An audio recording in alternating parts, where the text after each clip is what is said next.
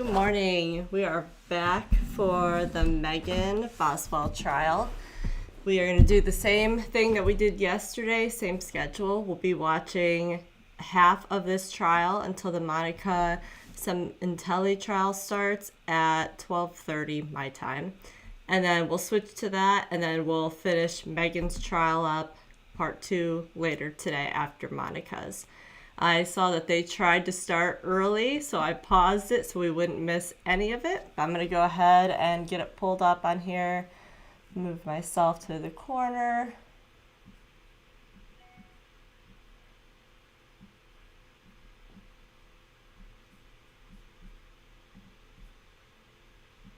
Okay.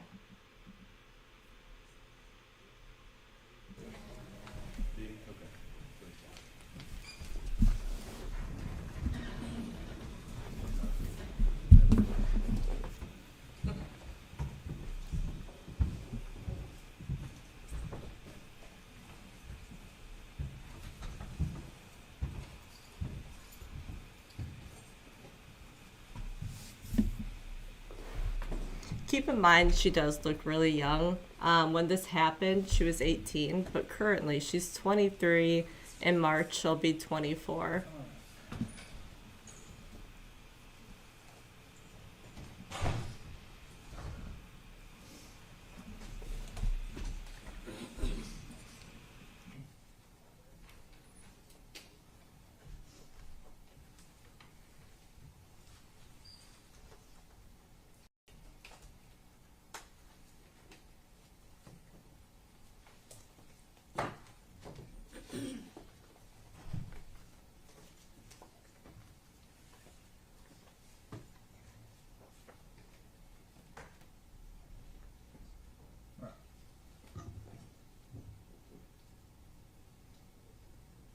Returning to this is day 8.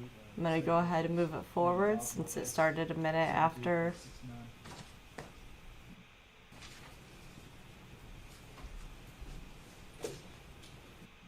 Homicide. All right, here comes the jury. Have to find those within the county. Because it doesn't make sense that intentionally means you formed an intent to kill on a case that's not a homicide. They're saying they're wrong. Yes, it would count the.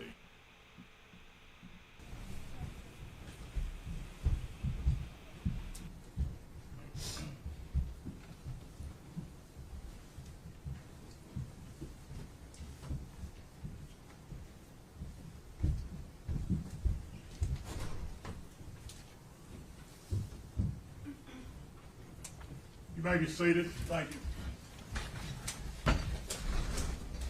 Good morning, ladies and gentlemen.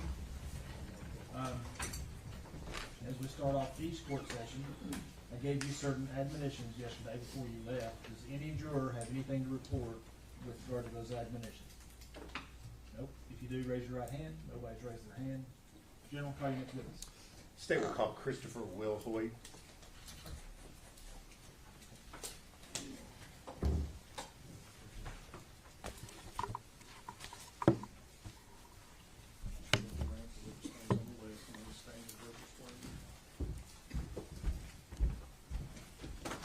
Raise your hand, sir.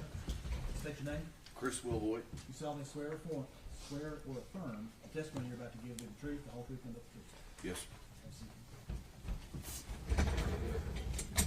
Yes.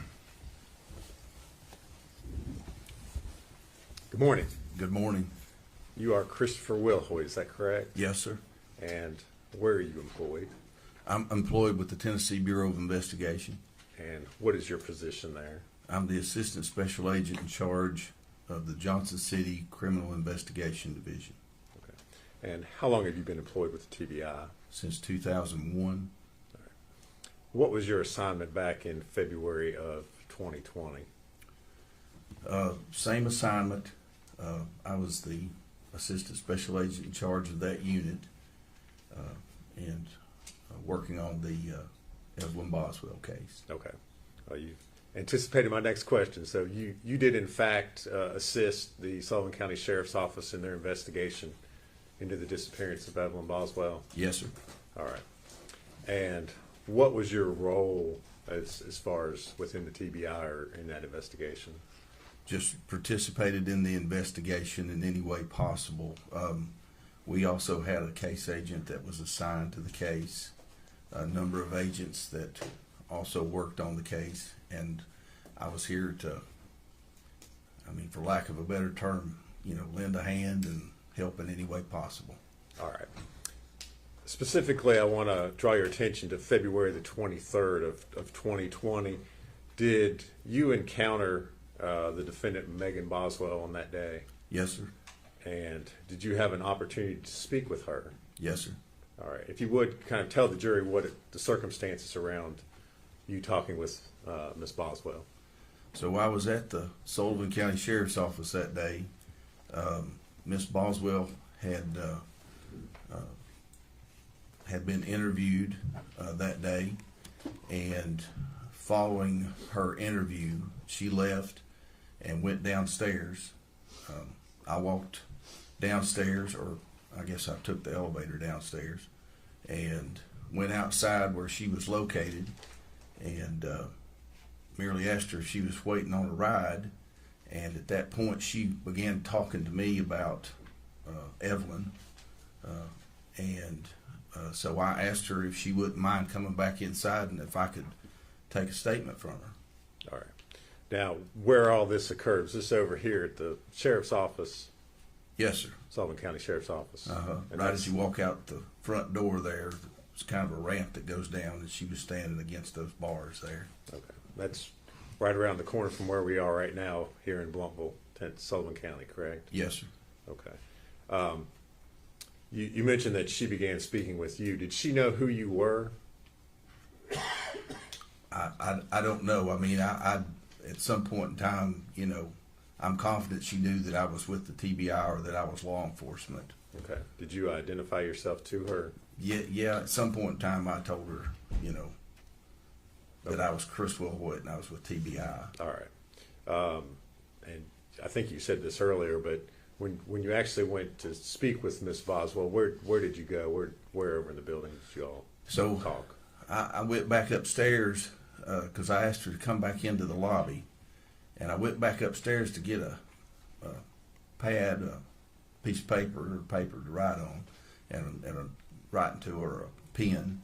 And so I came back downstairs and I sat in the lobby and talked to her there. Okay. So this was downstairs, not upstairs in the interview rooms. Is that correct? That's correct. Okay.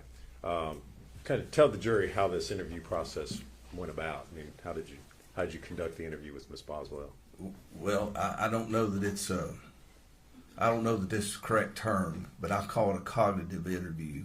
And so what I try to do is just ask her kind of what happened. And when I do, I try to get the details to the nth degree, if I can, just, to find out, just so that there's nothing missing, just so we can find out what happened. Okay. So did you write that down as you were speaking with Miss Boswell? I did, sir. All right. And did you record this interview? I did. How did you record it? I had a digital tape recorder, or digital recorder. It's not a tape recorder, digital recorder that I used. So you recorded it audio only, is that correct? Well, recorded it on paper and recorded it audio. Okay. Yes. I guess to be a little more specific, there was no video recording of this. No, sir, there wasn't. Okay. You had a chance to listen to that recording of the interview that you did with Miss Boswell? Yes, sir. And the recording that you listened to, was it a true and accurate recording of your interview with her on February the 23rd of 2020? Yes, sir. All right. Judge, I would move to make that an exhibit at this time. No, sir. Be Exhibit 228. Audio recording. Yes, Judge. I would ask at this time to publish that to the jury.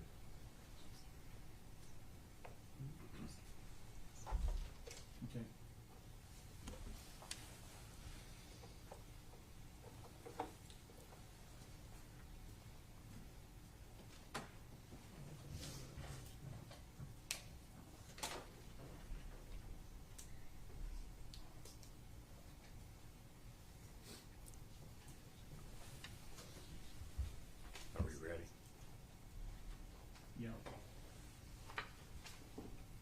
February 23rd, 11:22 p.m.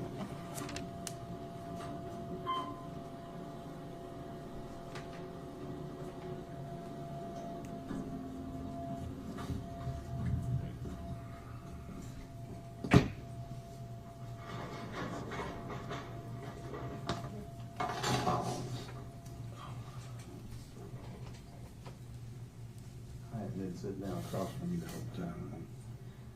What's your full name? Megan Nicole Boswell. M-E-A-G-A-N? Yeah. N-I-C-O-L-E. I-C-O-L-E? Mm-hmm. What's your date of birth? 3/21/01. That girl that hung out with my mom went missing the same time Evelyn did. What if my mom gave her to her?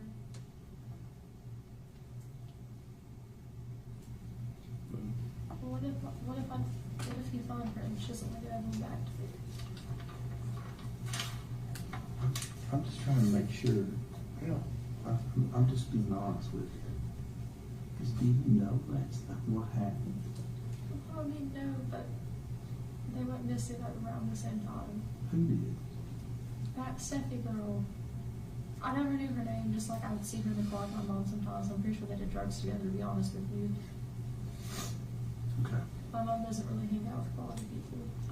You told me right outside here that on the 14th and the 16th. Yeah. So tell me what happened again. Okay, I just wanted a break. Because I've kept Evelyn for. So did you call your mom? Okay. Do you remember what day it was? Was it I don't, to be honest with you. tell me what had happened that day. Why it was that you decided on that day you wanted a break? I was just so tired, going to work every day and then coming back. I just wanted a break. So where was your baby at? Had been staying at before while you were going? You were working at the chicken shack. Yeah. Either with my mom or a babysitter. See, I don't really know. I was working at the chicken shack.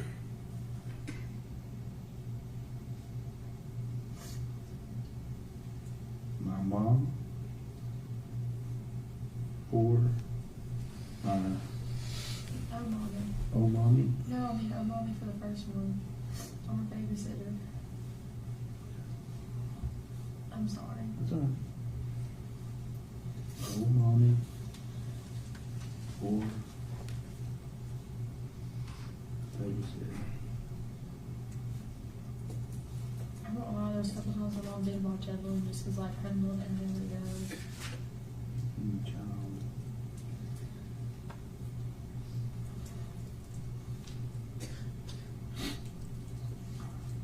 Was old mommy keeping the child all the way up to the 14th and the 16th? I went back and forth between people because sometimes she wouldn't feel good, and like sometimes babies were gonna watch her, and it was just a mess. And she kept her A lot. a lot. Yeah. Okay. So, Can we just start there and then get this over with, please? Yeah. Okay. I called my mom just because I wanted a break, and she told me that her and what we were in Denver that night. call my mom. Cause I need a break. This was sometime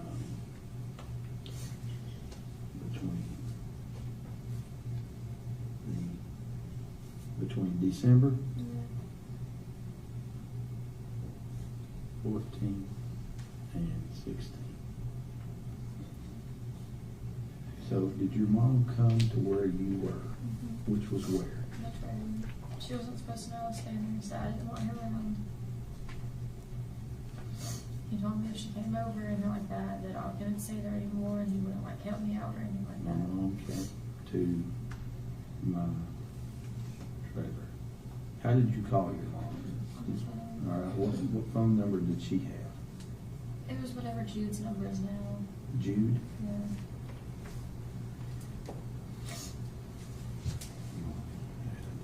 A phone.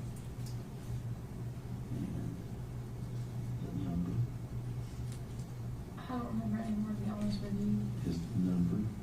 She said Jude? Who's Jude? This guy that they live with. Now, you don't remember the number? Okay. I'm sorry, like, she's had 2 different numbers since then, and I remember 3 of them, the rest of them just kind of, I just don't remember. Okay. So you called her, what time was it she came over? Not Tom. It wasn't too long after I was working, maybe like 7. So you got off work Yeah. and you went over to the trailer? Mhm.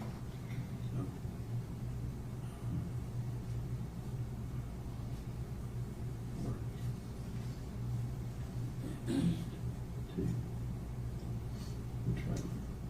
What happens we all find Evelyn? Am I gonna get her back, or if the person wants to keep her? Let's work on finding her. Okay. How can you give me an answer on that? I will. I'll do my best to find out what we can do. I got off work and went to the trailer. That's where you called your mom from? I called her on the way to work. My car, well, the cruise had The way like home from work?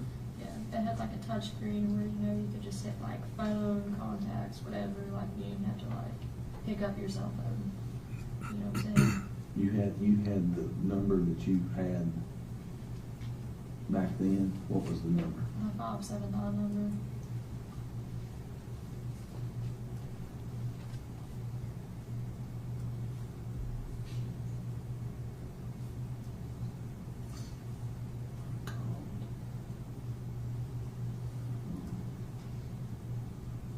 On the way home.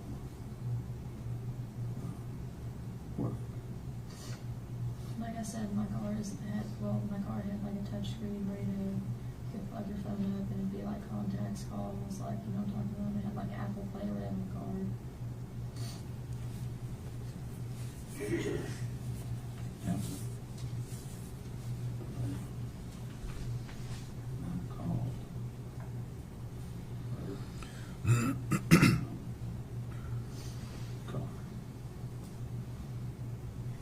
I told her I just wanted a break.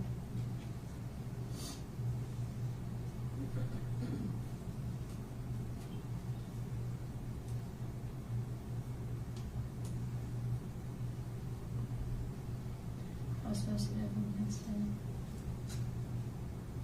You mean you're supposed to get her the next day? I was supposed to pick her up the next day. From your mom? Mm-hmm. So mom comes over there. What's she driving? Who's she with? She's with Will.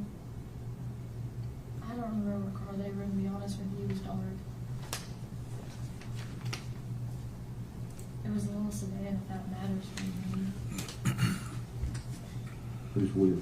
Her boyfriend. You know that. Will, what's his last name?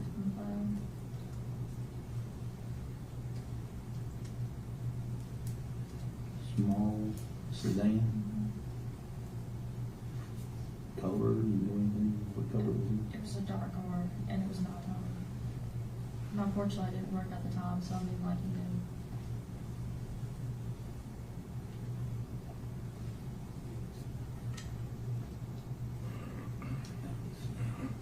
I came in the door for maybe like 10 seconds, handed Evelyn to her, and then went back in.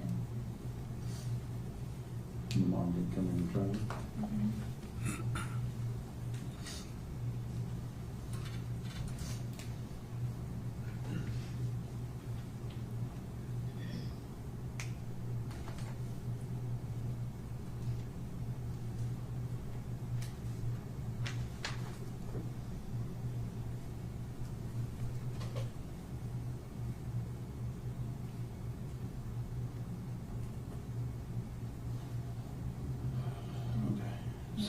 So what was Evelyn wearing when she went with your mom? I already told you about the little Puma. I wasn't in there. It's a little hot pink tracksuit, the matching belt and shoes. It's a Puma tracksuit. Had she been wearing this all day? Oh yeah. I'm just asking. Does that make it bad because she's wearing it? No, no. No, So she was wearing it all day. Evelyn was wearing She didn't get dirty, so I didn't change her. a small, A Puma a Puma tracksuit. It's hot pink. track suit. It's hot pink and she had a belly match.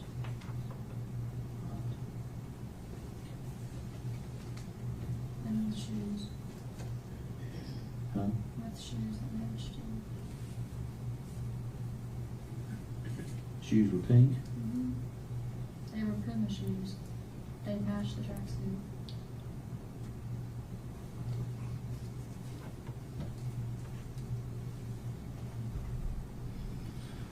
Okay, so she takes her. What time had you picked, so had old mommy had her that day? Mm-hmm.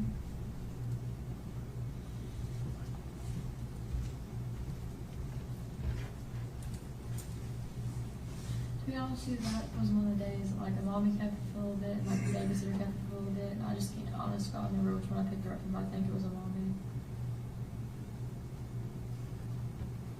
How did she get from old mommy to the babysitter? I left work. When? I don't remember when, to be honest with you. I'm sorry, it's tired, I'm sleepy. Who was the babysitter? Sue.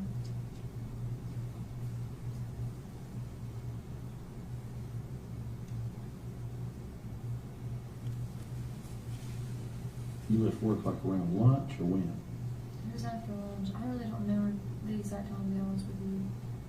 You realize that's important though, right? I mean, these details are very important for us to try to find the child. Also tell her that I left work sometime. Yeah. And then, Okay, so mom picks her up. hold on. Mhm. Picked up Evelyn.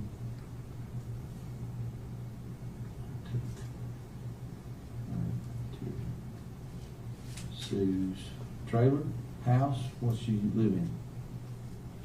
I think it's a double wide. I think you consider it a double wide. Home.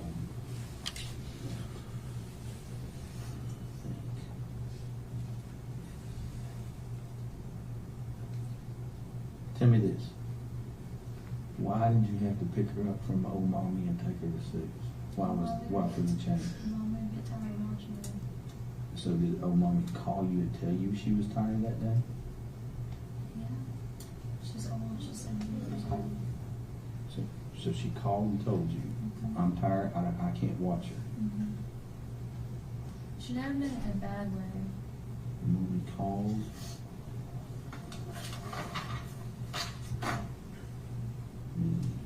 That day. Dad used to do that too, like, if I left somewhere and I was gone longer than I was supposed She to. was tired and could not keep her any longer. That is why I took her to Sue. I left work to do that. Did you call Sue before you took her over there? Mm-hmm. Her name on my phone was literally Sue Babysitter. Huh? Her name on my phone was literally Sue Babysitter.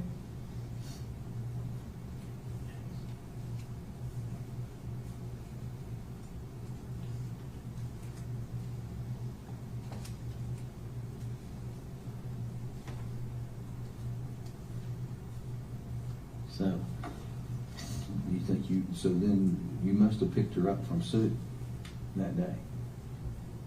Like I said, I really don't remember who had her first and who dropped her off. I know, but at this point, we're confident that old mommy had her, that you picked her up and took her to Sue. You wouldn't have taken her back to old mommy at any point in time. Yeah. Right? Well, Okay, so you went and picked her up from Sue on that day. can you get back how long? We can as soon as we get this finished out. Okay. All right, so what time did you pick her up from Sue? Whenever I got off work.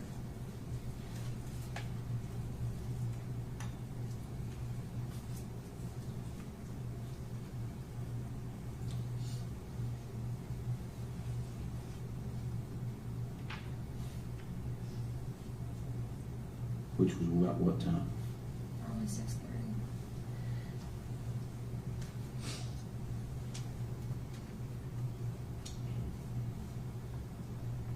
Okay. So So you pick her up at 6:30. Anybody with you? Just you. Nobody at Sue's. I don't know if her husband was there or not. I didn't see him. Sue still has Evelyn's pack and play to City Cup and some of her clothes. From that day. Yeah. I Yeah. never went back and home. So you had taken that from old mommy's to over there that day? My mommy never kept a pack and play there. Okay, so did Sue have this that day? She already had it? Yeah, but it was Evelyn's pack and play. It's like pink, got flowers on it. Well, like the insert of the bed playpen is pink, and it's got like the edges of it's like white, and it's got pink roses on it. Okay. Like, have you seen a pack and play?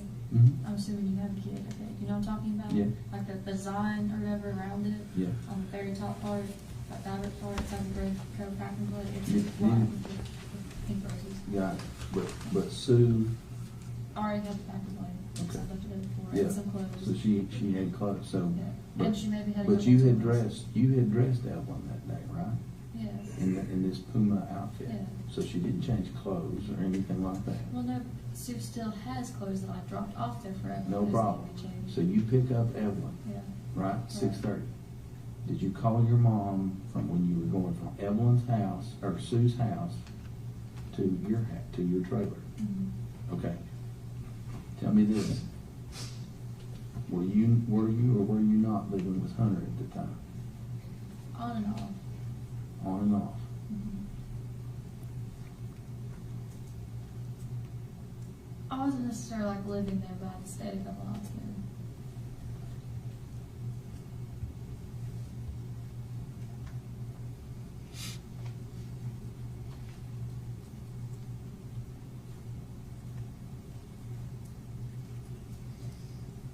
Okay, so mom picks Evelyn up. Uh-huh.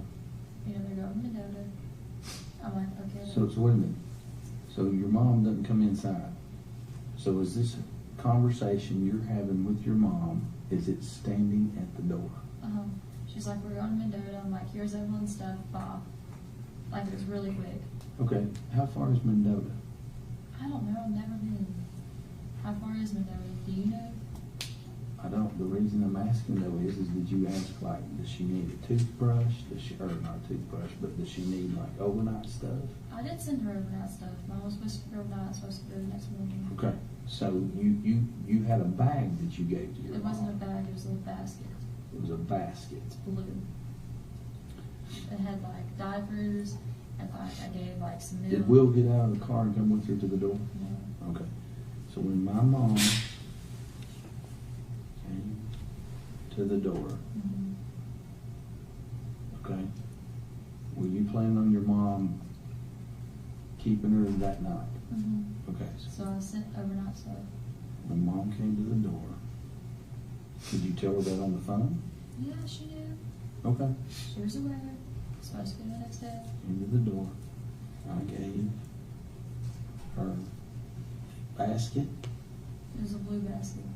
Does that matter? that was blue. Does that matter at all? Here. It had overnight clothes. Yeah. Well, anytime I ever took Evelyn anywhere, I sent with extra clothes. Because babies get dirty. Overnight clothes Diapers, milk. and extra clothes.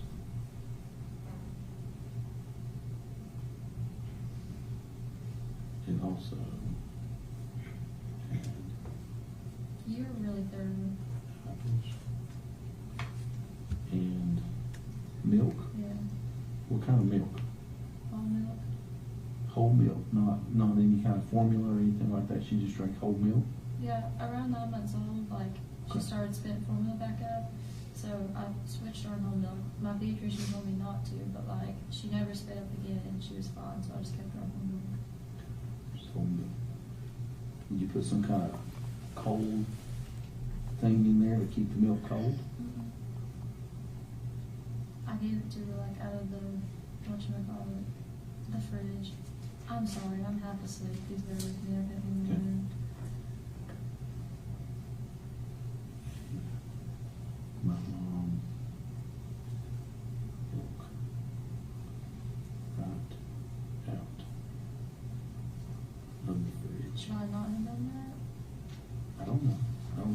don't know where she was going or what the deal was. So, what did your mom say to you when she left?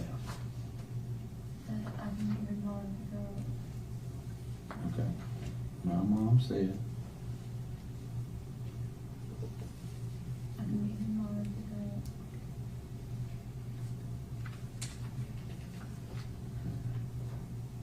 tomorrow, pick her up. So at some point, she's got to tell you where she's going. Mendota. I know that, Megan, but it's important about how and when she told you. Did she tell you that at the beginning of the conversation, while you were on the phone, or at the door, or at the end?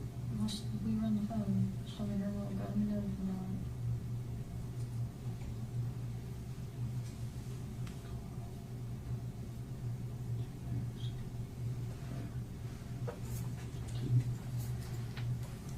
Yeah.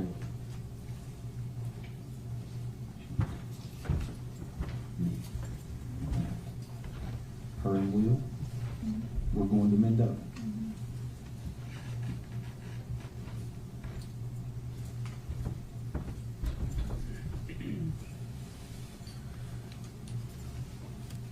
Okay.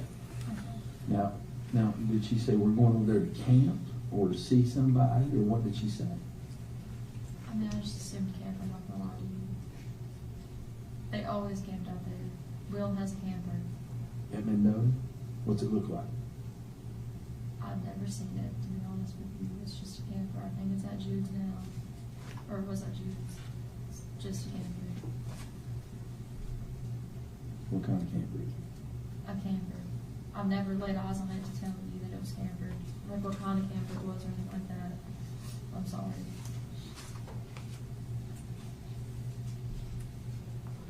Did your mom say we were going camping? I don't know where else she could stay in Mendota other than that camper. I understand that, but what else did she say? That was it. I was literally like, here's Evelyn, here's your stuff, see you, Bob. It was a quick exchange.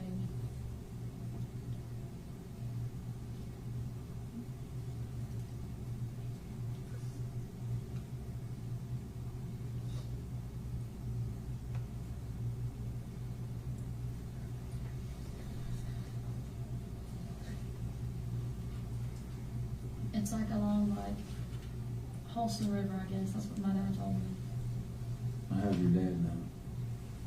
Because my mom got like a trespassing charge. She like walked over property one day, like in Scott County. But he was like, that river flows through Mendota. You know what I'm talking about? Mm-hmm. Well, he knows what he's talking about. I guess. What time is it? I'm not really sure. So, your mom leaves. The next day she comes. And she's mad. That's What she- time? In the morning. I mean, were you still in bed? No, I was out of bed. I was getting ready. You were getting ready for, Where? so what day was that? Huh? The 15th and the 2nd.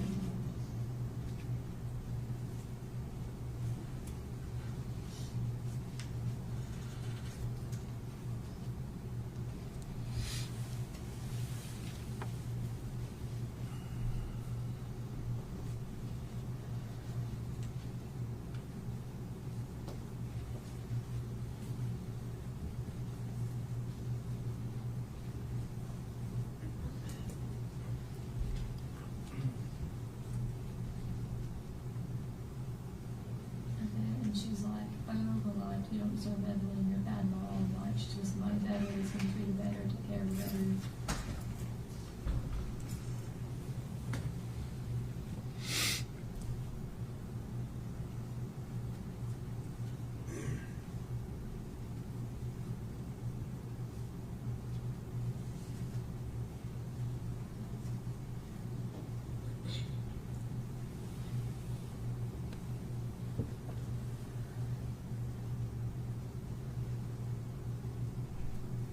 She kept telling me stuff like, oh, like, you don't deserve her. My mom said Evelyn was with. Somebody who would take better care of her. She'd be happy with you.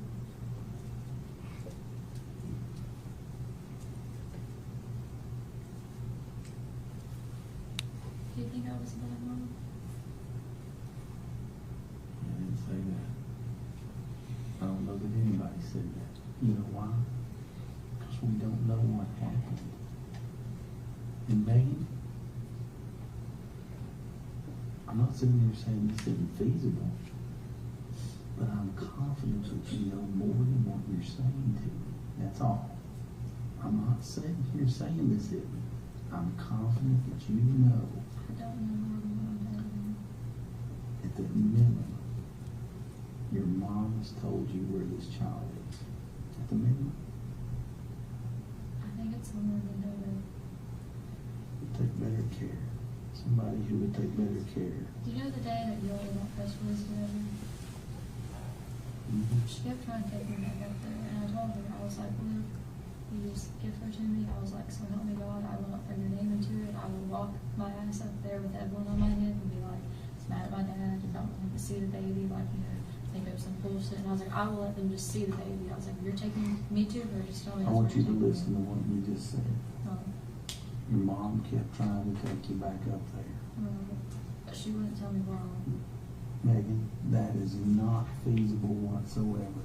Why do you think that's not? Why would your mom say, I want to take you up there, but wouldn't say, this is where Well, the she kid wouldn't tell me is? that's where we were going. That's just where the road signs were pointing to. She was taking me somewhere way up in Virginia, and the road signs were like pointing towards Mendota.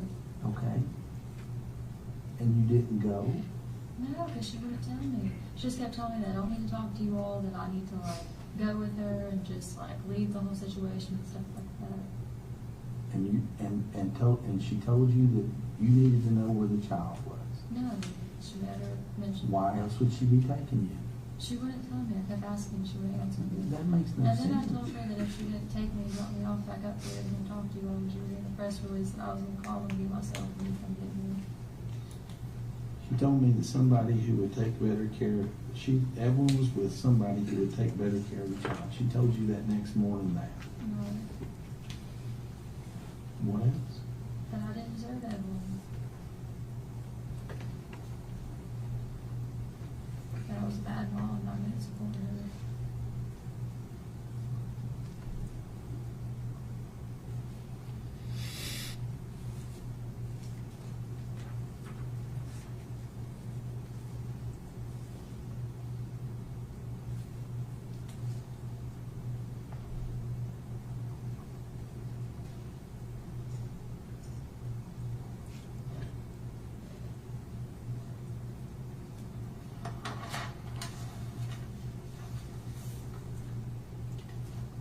She told me who she was with after.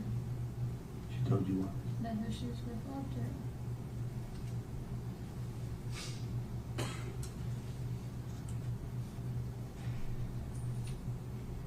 That the person or the people? The person she was with after.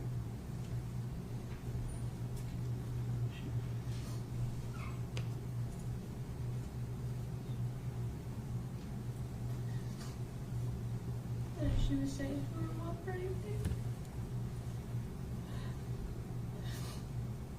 Then if I left my child, I'd let her have a better life.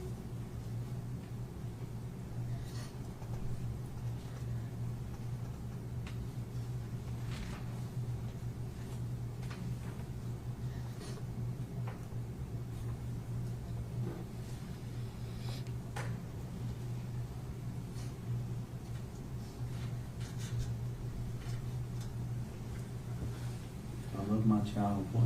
I would let her have a better life. But she didn't have with me.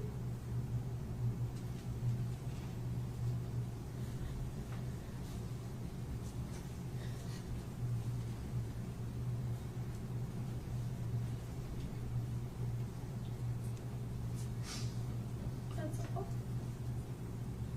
Megan, did your mom bring you any money? Just ask. The only time she's ever given me money is when me and her started hanging out again. She gave me like $20 one time because I hadn't gotten in the car and was giving me on gas and her didn't have any money. No, I'm talking about this time right here. No, Okay. no, she never gave me any money.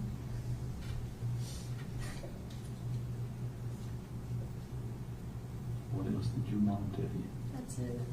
She just kept repeating those same like phrases over and over again.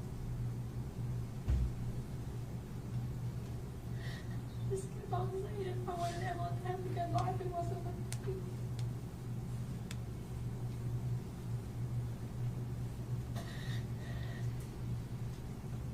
Sorry. I just wanna know why you didn't tell us this in the first place. Because when she's happier, she doesn't want to be with me. Megan,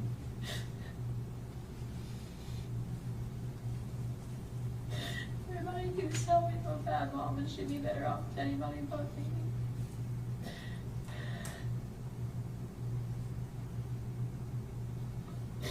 I wanna know something. What? Do you think Evelyn is alive? You do. Are you confident of that? You're shaking your head yes.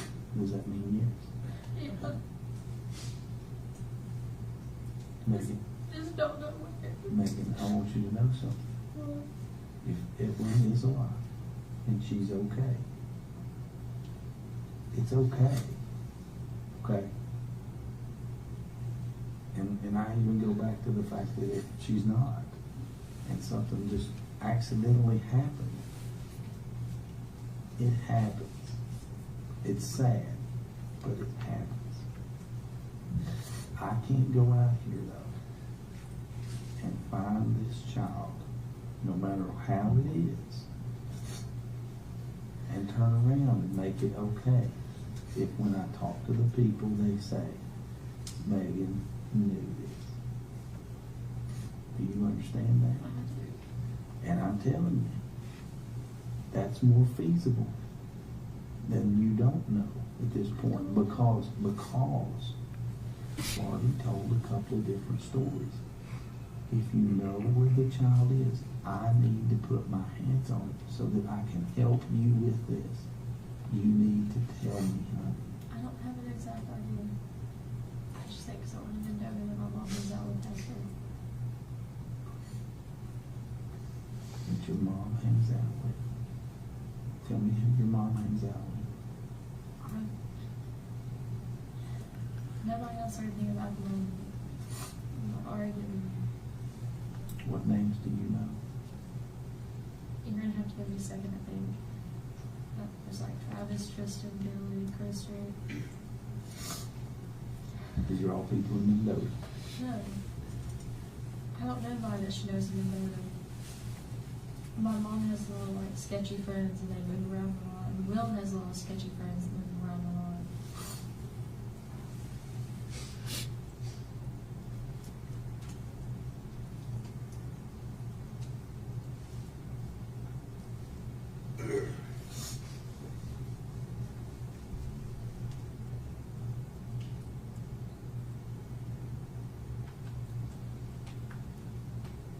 I really am trying to help, honey.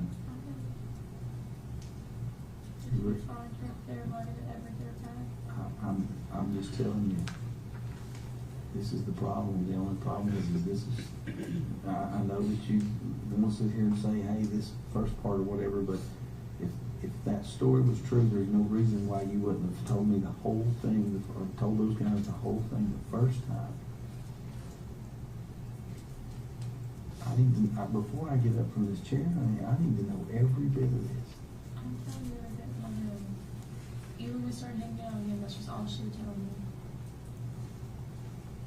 You do realize, Megan, that I know that you sat in that seat up there and you told those guys the last time that was everything you knew.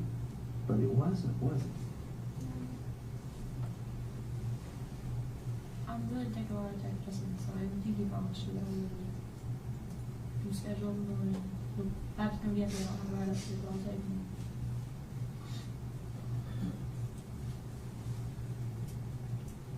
What are you going to do with them? That shows that you're not being truthful. What are you going to do? I don't know. I know that more. See, I've got to sit here and believe you, honey. I also believe that you feel confident that your child is still alive. Right?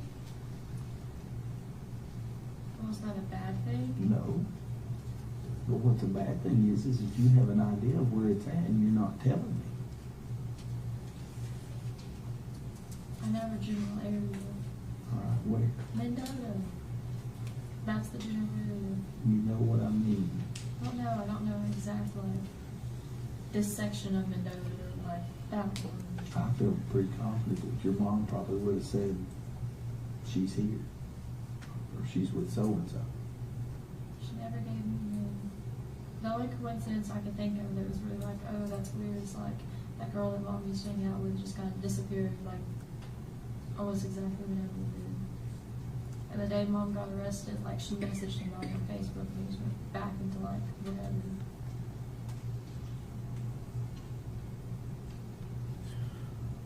Mom never said people, it was always person, like singular, not like. Why isn't it?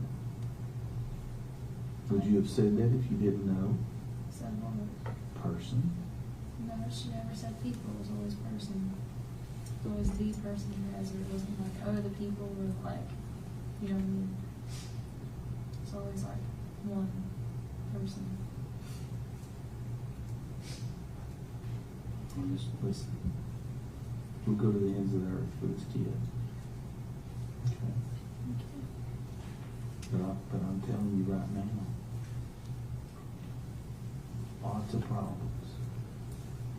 If what you're telling me is a made-up story. Okay. You've done this twice. Okay. You can't do this. Okay. All right? Okay. I know you're young, but you're not an adult.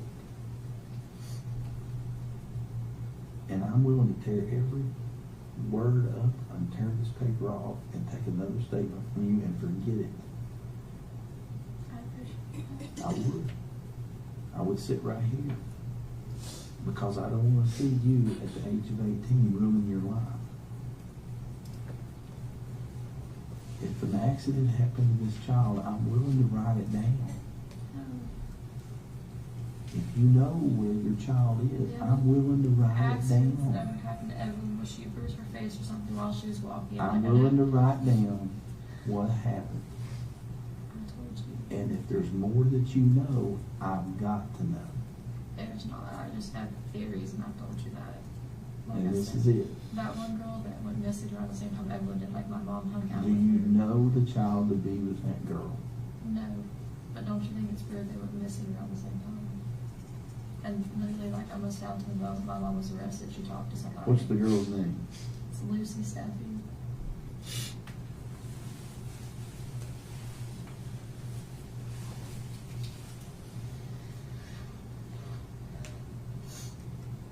Do I need to find a ride home for me and Christy? Thank you, Lord.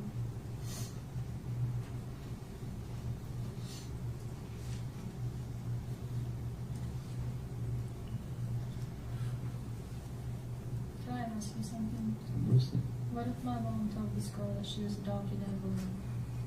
Would you get her back? Because somebody there told me no. If they thought that under the pretenses of adoption, you couldn't get her back. I don't think your mom has the right to let her be adopted out. Well, still, like, Her name is what? Lucy Steffi. Spell Steffi. I think it's Stefy, maybe. I'm sorry if I spelled her last name wrong.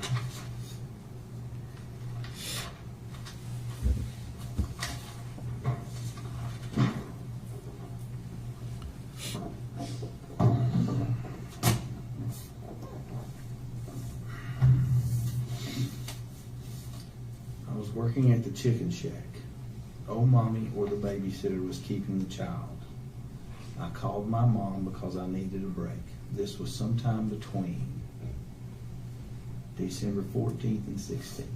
My mom came to my trailer. My mom had a phone, and the number is the number that Jude has It was now. always Jude's phone, she just used it. Does that matter? They shared a phone. It was Sorry, I didn't catch that one. always Jude's phone. My mom Shared it. shared it with Jude, right?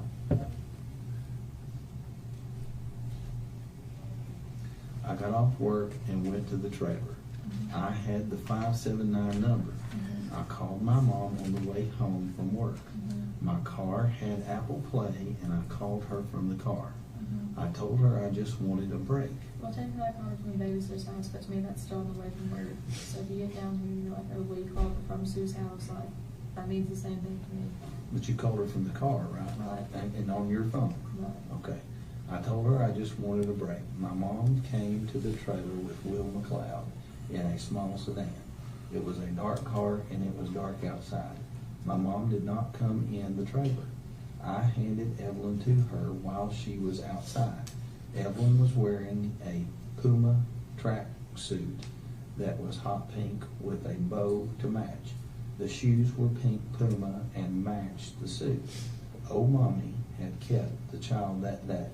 The babysitter, Sue, also kept her that day. I left work sometime in the afternoon and picked up Evelyn. I took her to Sue's home that I think is a double wide, right? I mean, I don't know what you call it, it just looks like double line. But it's not as long as double line. What do you want me to do? Initial right here, so that I don't add anything to your statement. Okay. Right here. Yep. And you see where I've marked this out? Yeah. Initial everywhere where I marked that and that out. Above it? Yep. Here's the initial right here where we added this. And then initial right here at the bottom. So I don't add anything to your statement. All right. Old Mommy called.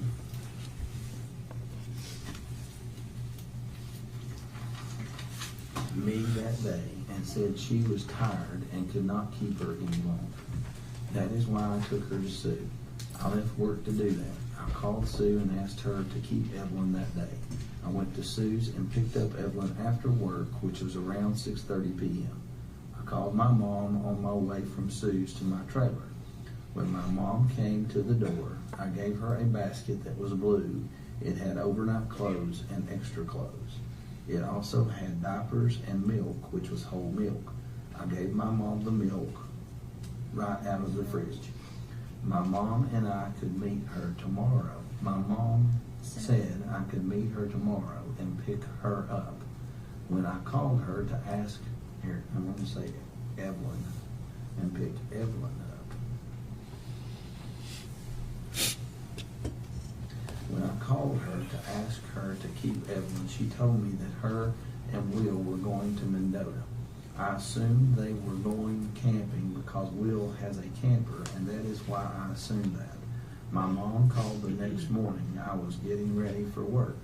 It was either the 15th or the 17th. My mom said that I was a bad mom and that I did not deserve Evelyn. My mom said Evelyn was with somebody who would take better care of the child. My mom said I did not deserve Evelyn. She said I was a bad mom and could not support her. All that right? Where I marked things out? It's right here. Uh-huh.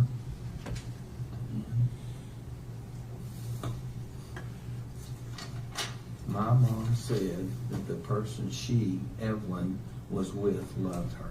My mom said she was safe and would not want for anything. My mom said that if I loved my child, I would let her have a better life than she would have with me. A friend of my mom's went missing around the same time Evelyn went missing. Her name is Lucy Steffi. Is that right? Initial right there at that. Initial at the very end. Now sign and date, please. What's this? Good question.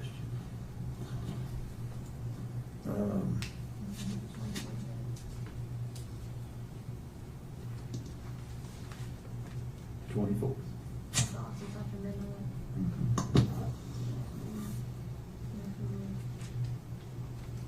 20. Okay. Did you want to tell me that? It's a good question.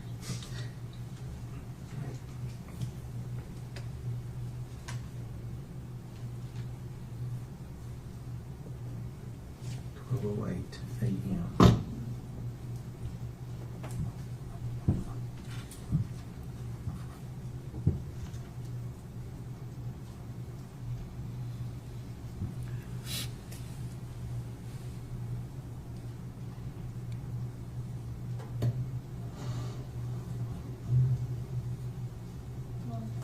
sure, I'm just thinking. Megan, don't mommy quit touching the baby before that. No. She must have her dates wrong because she didn't know it. I know for a fact that she didn't know it. Because I had nobody else to watch her except for 2 people.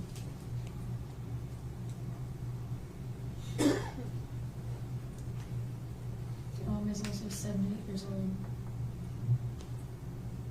And calls me the wrong name almost every time I see her. I mean, I call my kids the wrong name half the time. That And doesn't my mean dad. there's anything wrong with my And then mind. when I was going in and out of there, my dad's like, oh, I haven't seen her after Thanksgiving. And like, he literally, like, actually has pictures of her after Thanksgiving. Or she used to forever, that one phone that she had. I don't want us to get up from this chair and miss any opportunity. I've got an 18-year-old daughter.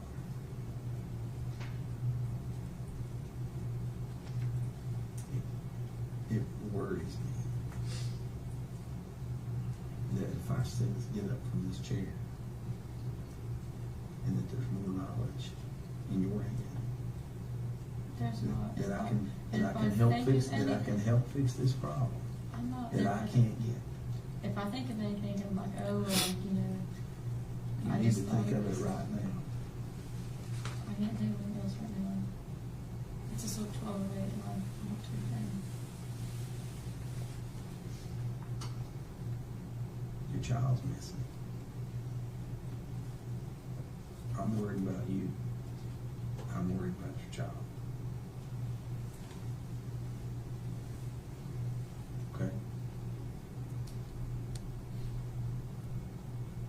Anything else?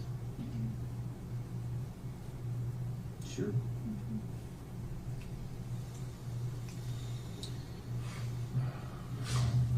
Are you gonna read it first? Fine.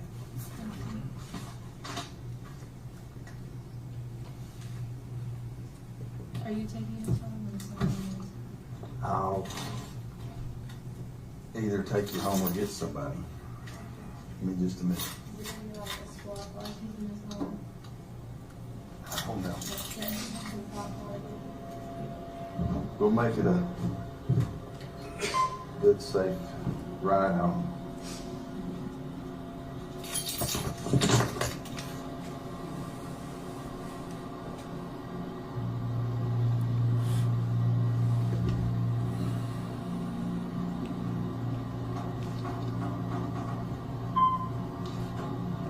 12:11 a.m.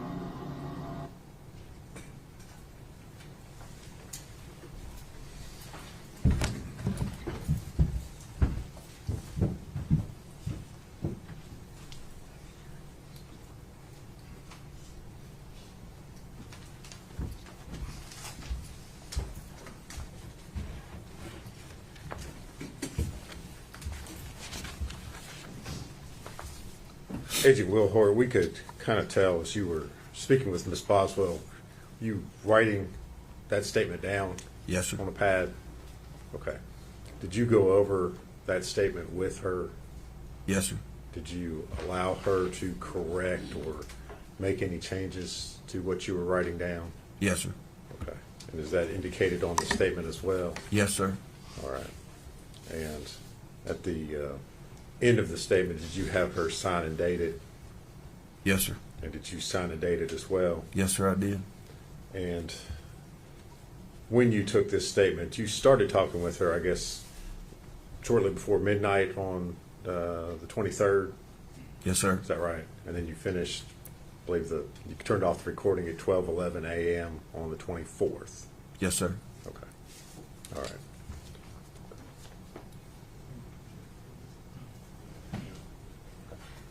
Objection.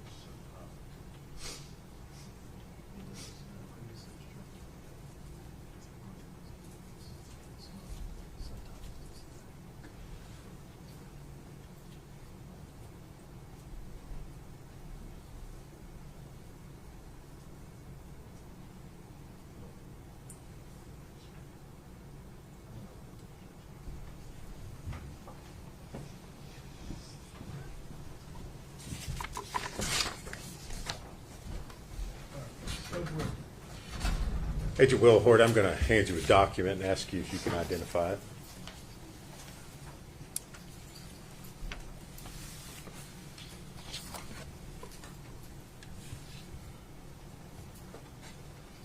Do you recognize it? Yes, sir. Is that a copy of the statement that you took from Megan Boswell on the February 23rd into February 24th of 2020? Yes, sir.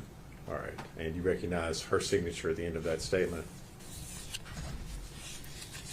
Yes, sir. And do you sign that as well? Yes, sir. All right. Judge, we'd move to make that Exhibit 229. The full exhibit 229 over the defense's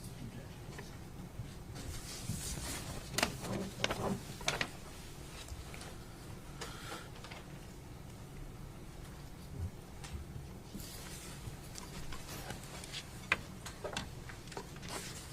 Agent Will Hoyt, during the course of your all's investigations, you all ever receive or discover any evidence that Evelyn had been given to another person in Mendota, Virginia? Not to my knowledge, sir. If you would answer any questions Mr. Scott has for you.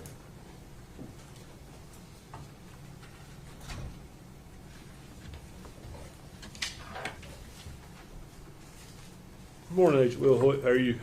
Fine, sir. How are you? Good. Thank you for asking. You took this statement on February the 23rd. It appears it started up into the night. Is that a fair statement? Yes, sir. How long had Megan been at the sheriff's department that day prior to that statement being taken? Do you know? I don't. Did you Mirandize her? No, sir. The statement, the subject matter of the statement, obviously you're aware that several other statements had been taken from her. Yes, sir. Okay. You're in charge of the field office in Johnson City, basically, right? Yes, sir. So that means you review and sign off on everything that's done in every case. In the field division, yes, sir. So everything that Agent Gratz is doing, you're reviewing and you're signing off on. Yes, sir. So you were aware that she'd been interviewed several times prior to your interview. Several being, I guess, I don't know, but yes, she had been interviewed prior to that, Mr. Scott. You are correct. Okay.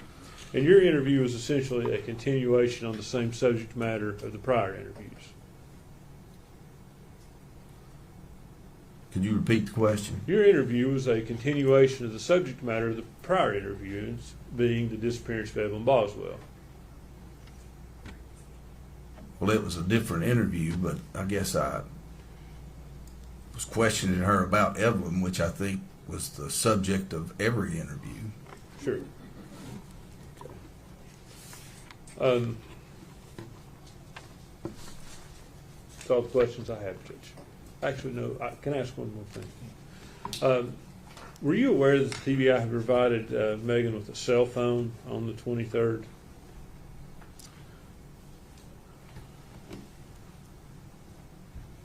I apologize, Mr. Scott. I can't recall that.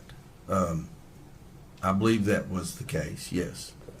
But I don't know. I don't know the details of that. I'm sorry. So you don't know that cell phone could have been used to track her to see if she'd went to the location after the 23rd where the body was found? If you know. I don't. That's all the questions I have, Judge. Thank you, sir. Redirect. No, Your Honor. Is he free to go? For the state, yes. Judge, he is. I'd ask that he be subject to recall, but free to leave the courthouse.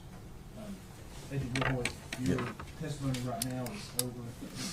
However, you are subject to being recalled. You don't have to stay at the courthouse. Just make sure that we can get a hold of him and get you here soon. Yes, sir. Right, next. State would call Special Agent Paul Durant.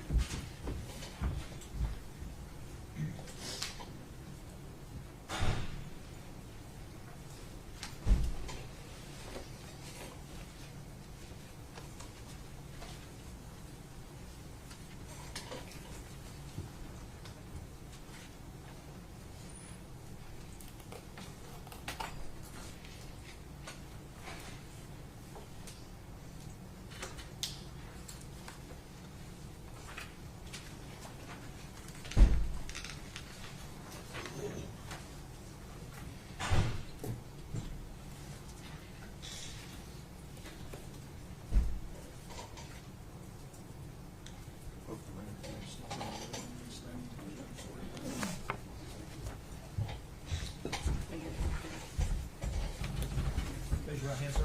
State your name, please. My name is Paul Durant. Do you solemnly swear or affirm the testimony you're about to give will be the truth, the whole truth, and nothing but the truth? I swear.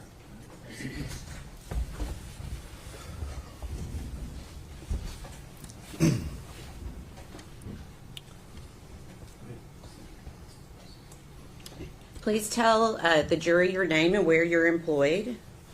My name is Paul Durant. I'm a special agent with the FBI assigned to the Johnson City RA. Okay. And is your last name spelled D-U-R-A-N-T? Yes. Okay.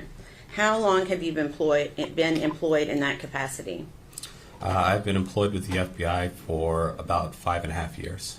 Okay. And you stated your title was special agent? Yes, ma'am. Okay. Can you tell the jury a brief description of your current duties with the FBI? So, as a special agent with the FBI, I'm primarily assigned to investigate crimes against children. So anything with sexual exploitation, kidnapping, human trafficking, things of that nature. Okay. Can you give the jury a brief summation of your education? Yes. So I have a bachelor's degree in finance that I attained from the University of Central Florida. I have a second bachelor's degree in biomedical science, which I also attained from the University of Central Florida. Okay. And during the time you were employed with the FBI, were you asked to aid in the investigation of missing child Evelyn Boswell? I was. What were you tasked with doing at that time? So the FBI in general was tasked with supporting our local and state partners. We did anything from interviews to phone extractions to assisting interviews outside of the state. Primarily, my responsibility was reviewing all of our documentation and looking for any patterns and things like that. Okay. When you say documentation, are you referencing digital documentation or other items? Mostly digital documentation, as well as like interviews and notes and stuff like that from the other investigative agents. Okay. And from the time you first assisted until now, have you continued to receive training in the area of forensic examination of digital devices? Yes, I have. Okay. Can you tell the jury briefly what type of training you've received? I received training through the FBI as part of the Computer Analyst Response Team technician, as well as the Digital Evidence Examination technician. Okay. When you say response team, what does that mean exactly? Essentially, like any of the response teams, are teams that can be deployed. We can go to search warrants. For example, like we call it CART for short. The CART team would join investigative agents in the field. We would examine any computers that were on and available during the time, as well as cell phones, and then bring those back to our office for further examination and extraction. So CART is short for Computer Analysis Response Team? Yes. Okay. And how long have you been a part of that team? I believe about 3 years now. Okay. And have we sufficiently covered your training regarding digital evidence, or is there anything else you would like the jury to know? So that's the majority of my training with digital evidence. Does the FBI utilize forensic digital evidence equipment to aid you in your investigations? Yes, so we have several different forensic softwares that are FBI approved, as well as specific devices to help us extract and image electronic devices. Okay. And we'll briefly go into what the FBI utilizes. When it comes to cellular devices like telephones, what would a digital analysis entail regarding cell phones? So regarding cell phones, we do what we call extractions of cell phones. So we use a forensic software to extract different data from the cell phones. There's several different extraction methods that you can use. Three main ones. The first one is kind of a logical extraction. Essentially what that does is we ask the cell phone, what can you provide us? And the cell phone will provide us X data. The next analysis that we can do or extraction that we can do is called a file system extraction. That's kind of where our software goes into the cell phone and then tries to pull as much data as we can from that cell phone. The last extraction that we can perform is called a physical extraction. Essentially, that is a bit-for-bit copy of whatever that electronic device is. Okay. And just so we know, when you say extraction, do you mean taking the information off of that device to be able to utilize what you're looking at? By extraction, yes, we don't take anything physically off of that device, but we make a copy of those items on that device and put it onto another, like electronic storage media. Okay. So we're not changing anything on the device. Okay. We have different methods that ensure that we have made a what we call a forensic copy of that device. So it's essentially a copy of what was on that device. Correct. Okay. Can you, and you've done this a little bit, can you tell the jury how that's done? How does a technician take that copy from a cellular device and put it into another place? Yeah, so we'll connect that electronic device up to like our computers and our forensic extraction software. We use things like write blockers to ensure that no information from our devices or our computer is transferred over to the cell phone. Once the data is extracted from that device, we'll go ahead and ensure that a copy has been made, a forensic copy. We do that through hash verification. There's two different ones that we use. One is MD5 hash, and the other one is SHA-256 hash. Essentially, what a hash is like a fingerprint of that electronic device. It just shows that we made a exact forensic copy of that content. Okay. Once that content is created, we transfer that to another electronic storage medium, whether that's a USB drive, whether that's just any kind of external media drive. And then we run a hash verification to ensure that that copy was not altered during that transfer process. Okay. That is typically what is done best practice. Okay. Can you tell the jury what types of...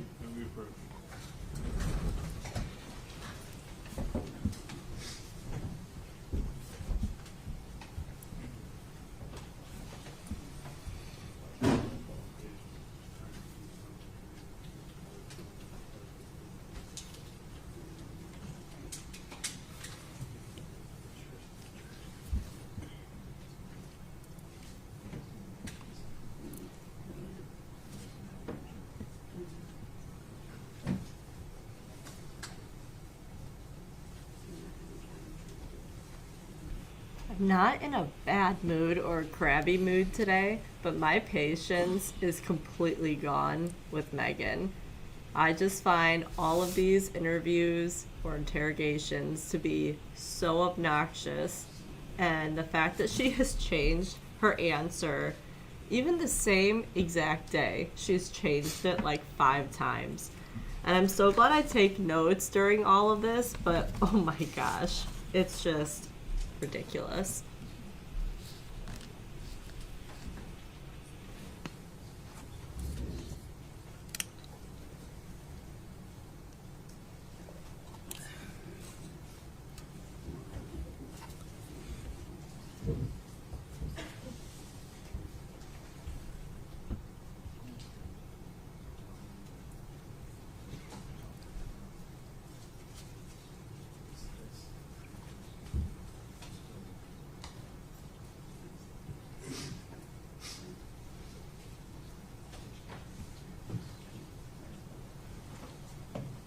Have just a moment, Your Honor.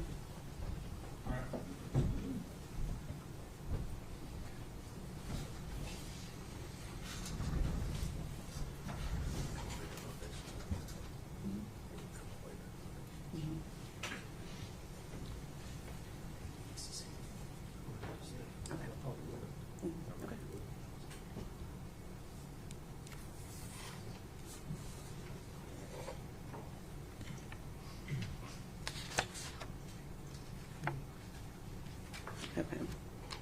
Agent Durant, have you previously performed digital analysis of cellular telephones? Yes. Have you previously performed analysis of social media extractions from search warrants? Yes. Okay. Your Honor, at this time, we would ask that he be made an expert in the area of forensic analysis of digital devices. That's court order witness.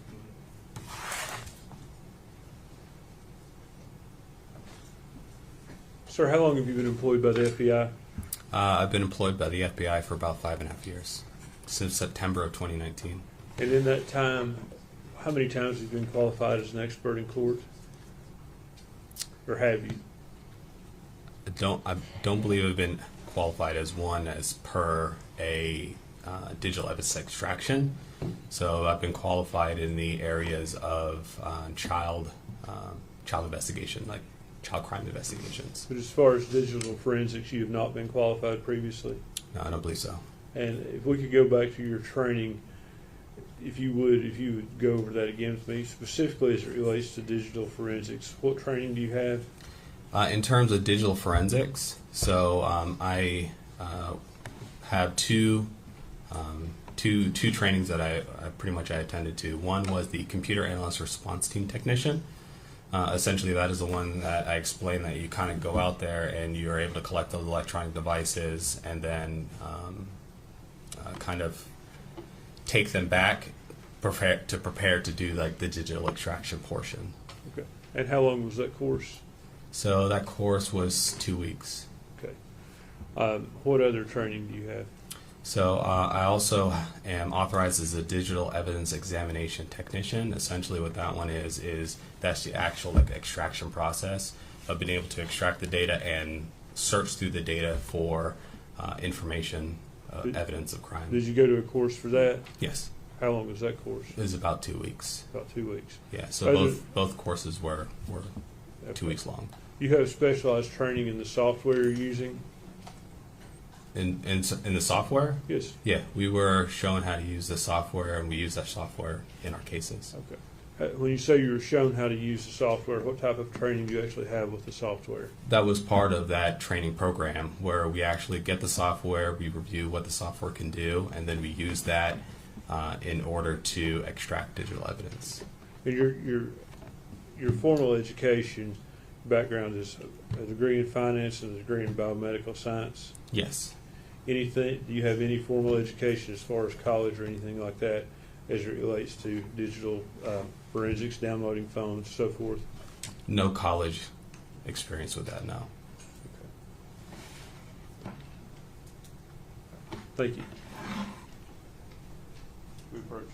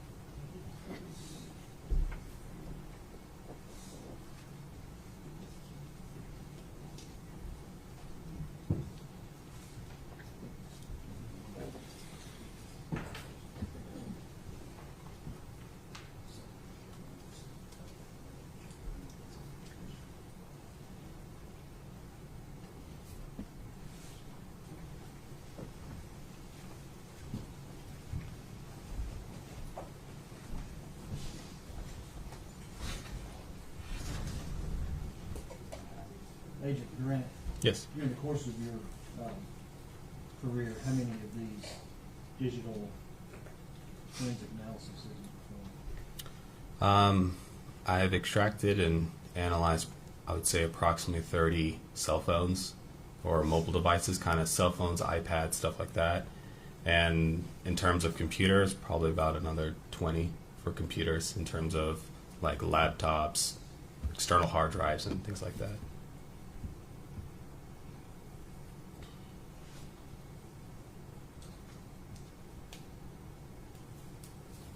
General, what field were you asking if we have any qualified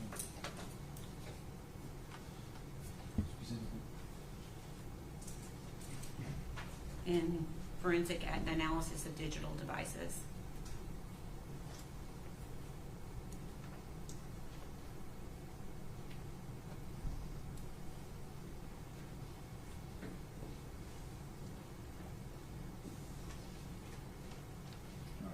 I'm going to overrule the defendant's objection. He'll be declared to be an expert in forensic analysis of digital devices Thank you, Your Honor. based on his training and his experience.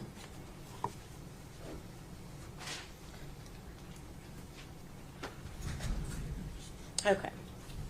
So we're going to back up just a few questions back to the cellular. I believe you were testifying as to the cellular phone analysis and software that the FBI used.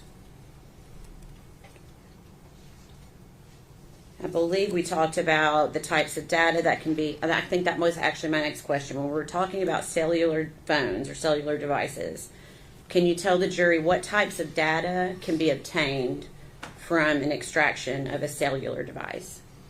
Yes, so extractions of cellular devices can provide a lot of different data, such as images, videos, text messages.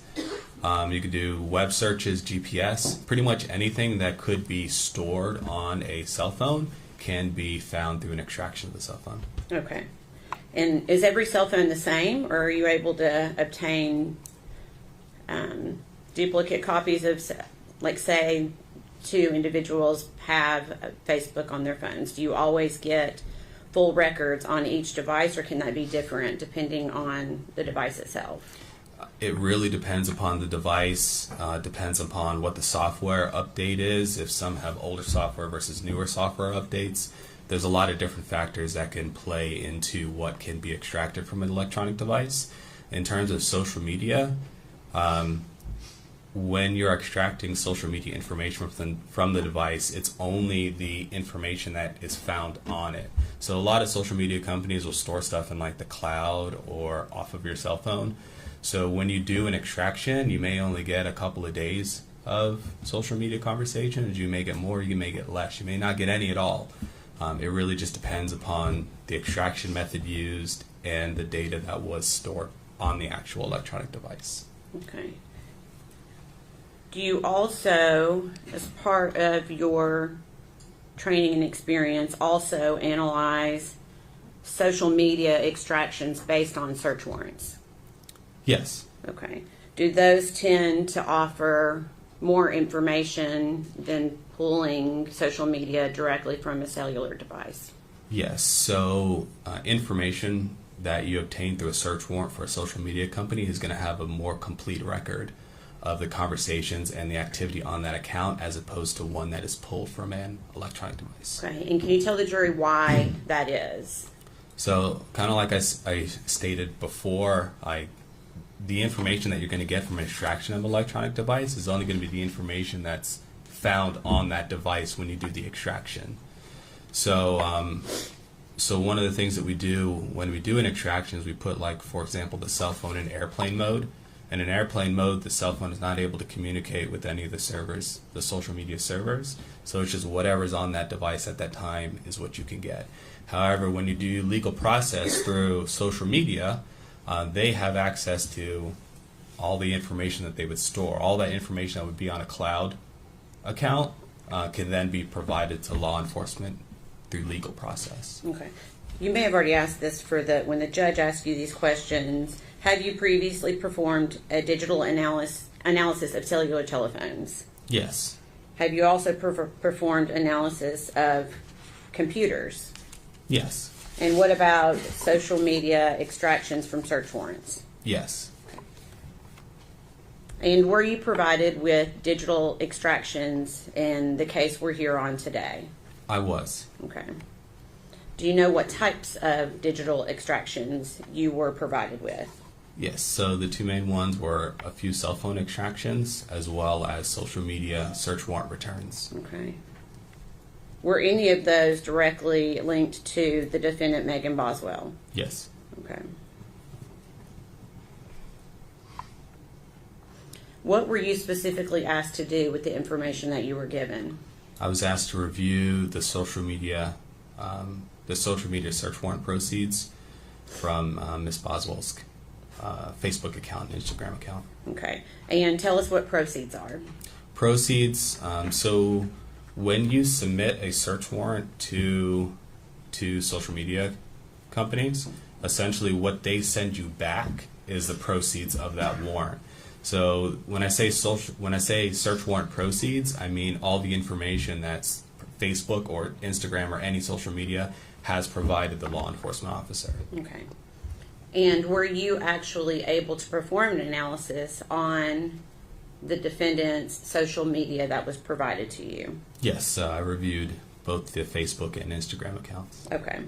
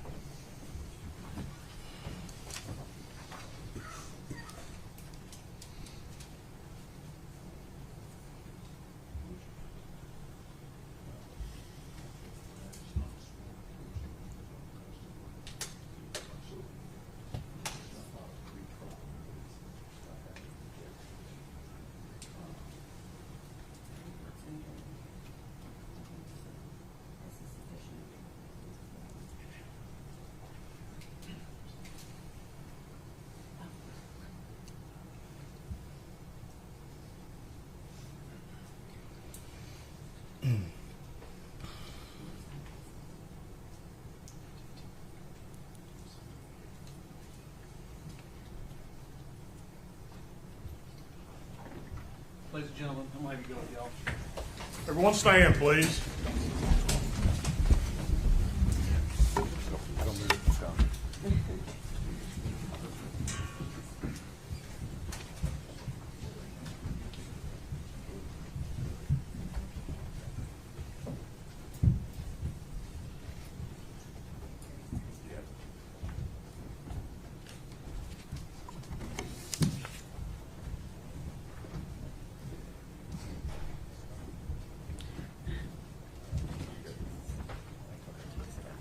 You may be seated. Thank you.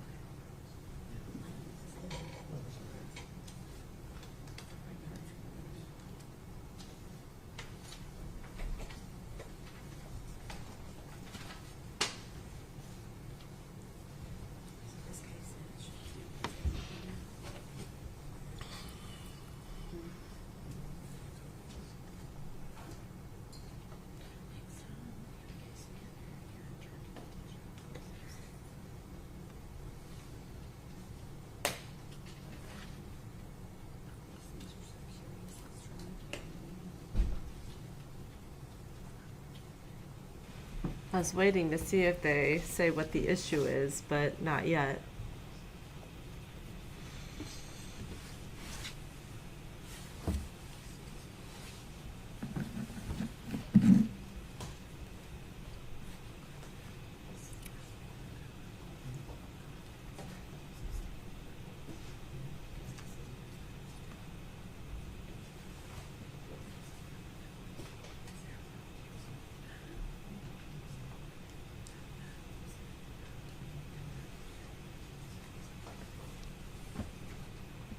This judge is a no-nonsense judge and has several times yelled during this trial. So I think it's funny whenever he raises his voice, basically all the attorneys look like deer caught in the headlights and they all go silent. Don't want to get in trouble from him.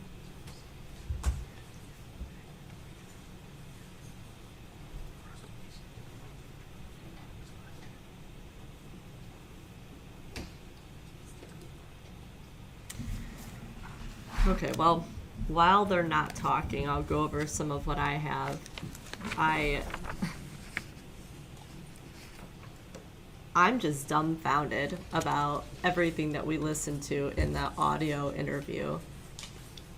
I believe this was the day that we watched yesterday, where Megan just randomly showed up to the police station, didn't have plans to talk to anybody, nobody asked her to, and she just showed up. And so they did an interview with her. There were 2 police officers. And then she seemingly went outside. That is when the officer that we just saw this morning approached her and asked if she was waiting for a ride, just seeing what's going on. And she immediately starts talking about Evelyn. And he felt like, well, I think I need to take her statement again. So he pulled her in, no video, just audio. But so she went from one interview to another, and it was a completely different story. There was like maybe 1, maybe 2 things that were what she said in the other one. But then she added a whole bunch of things. So I'm going to get into that. And I'll stop if they start talking so we can know what's going on.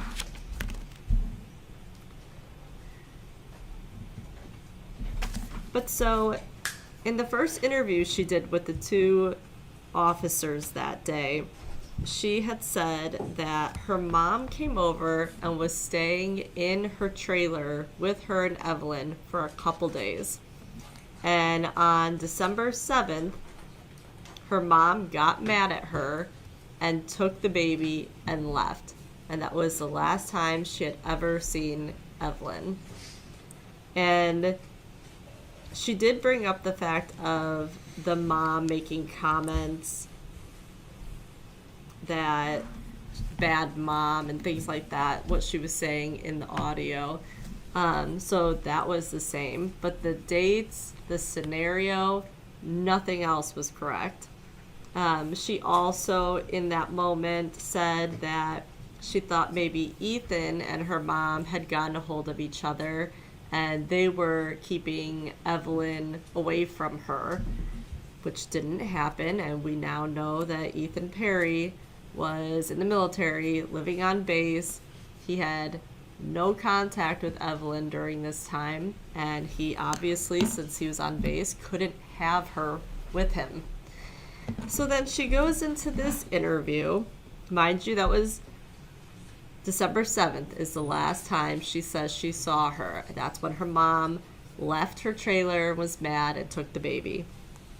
She sits down for this interview and says that on December 14th or 16th, she texted her mom or called her mom and said that she needed a break and asked if she would babysit Evelyn. And she would go to work, her mom would have the baby. So the mom agreed. She said her mom never went into the trailer, just basically she handed Evelyn to her and she left. So completely different than what the other story was. Or if I could speak briefly.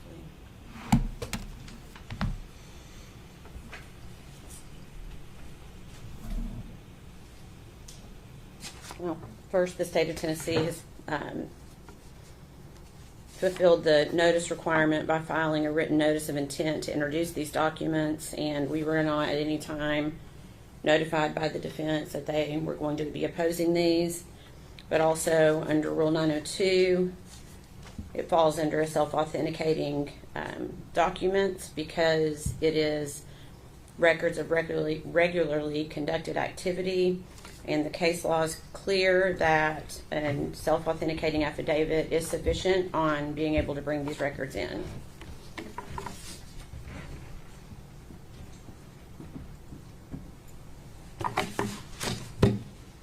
Judge, as it relates to pretrial notice, my reading of Rule 12 of the Tennessee Rules of Criminal Procedure basically sets out 5 things that must be raised pretrial: defects in the institution of the prosecution, defect in the indictment, so forth, motion to suppress, request for discovery, and a motion to sever. None of those things include this. I've objected because that affidavit is not an affidavit. It's a statement, and it should be sworn to in front of someone who is qualified to give an oath. And for it to qualify under 902, I think it has to be an actual affidavit sworn to by someone qualified to give an oath.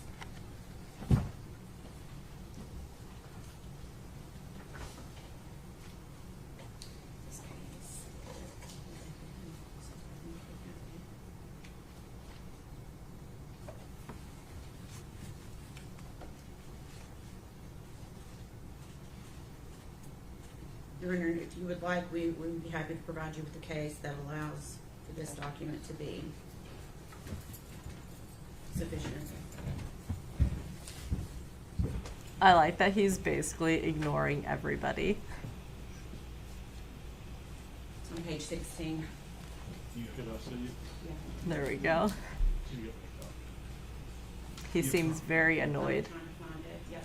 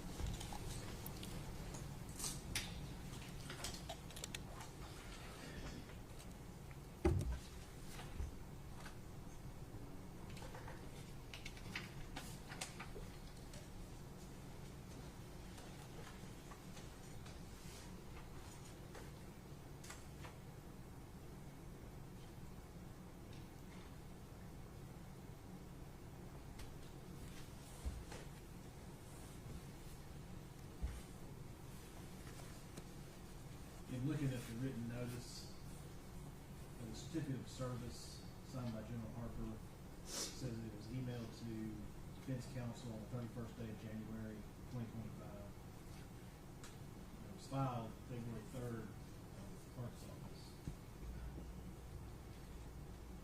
But it included a copy of this certificate of authenticity of domestic records of regularly conducted activity. Mr. Scott is correct, if it does not appear on this document, a notary from the state of California. I do know that in every other respect, that the certificate of authenticity complies with both rules 803, 6, and 902, 11.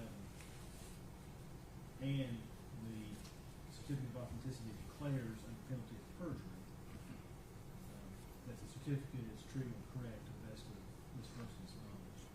And it has the logo of Facebook on the document itself. And looking at the case that was handed up, State versus Benitez, 2022 Westlaw 123-1075. Quoting State versus Ferguson, 741 Southwest 2nd, 125, that the circumstances must only show with reasonable assurance the identity of the evidence. And the court satisfied that this certificate complies with that standard. So I'm going to overrule the objection and the state of the other continue. We'll take about 10 more minutes of break. So Thank you.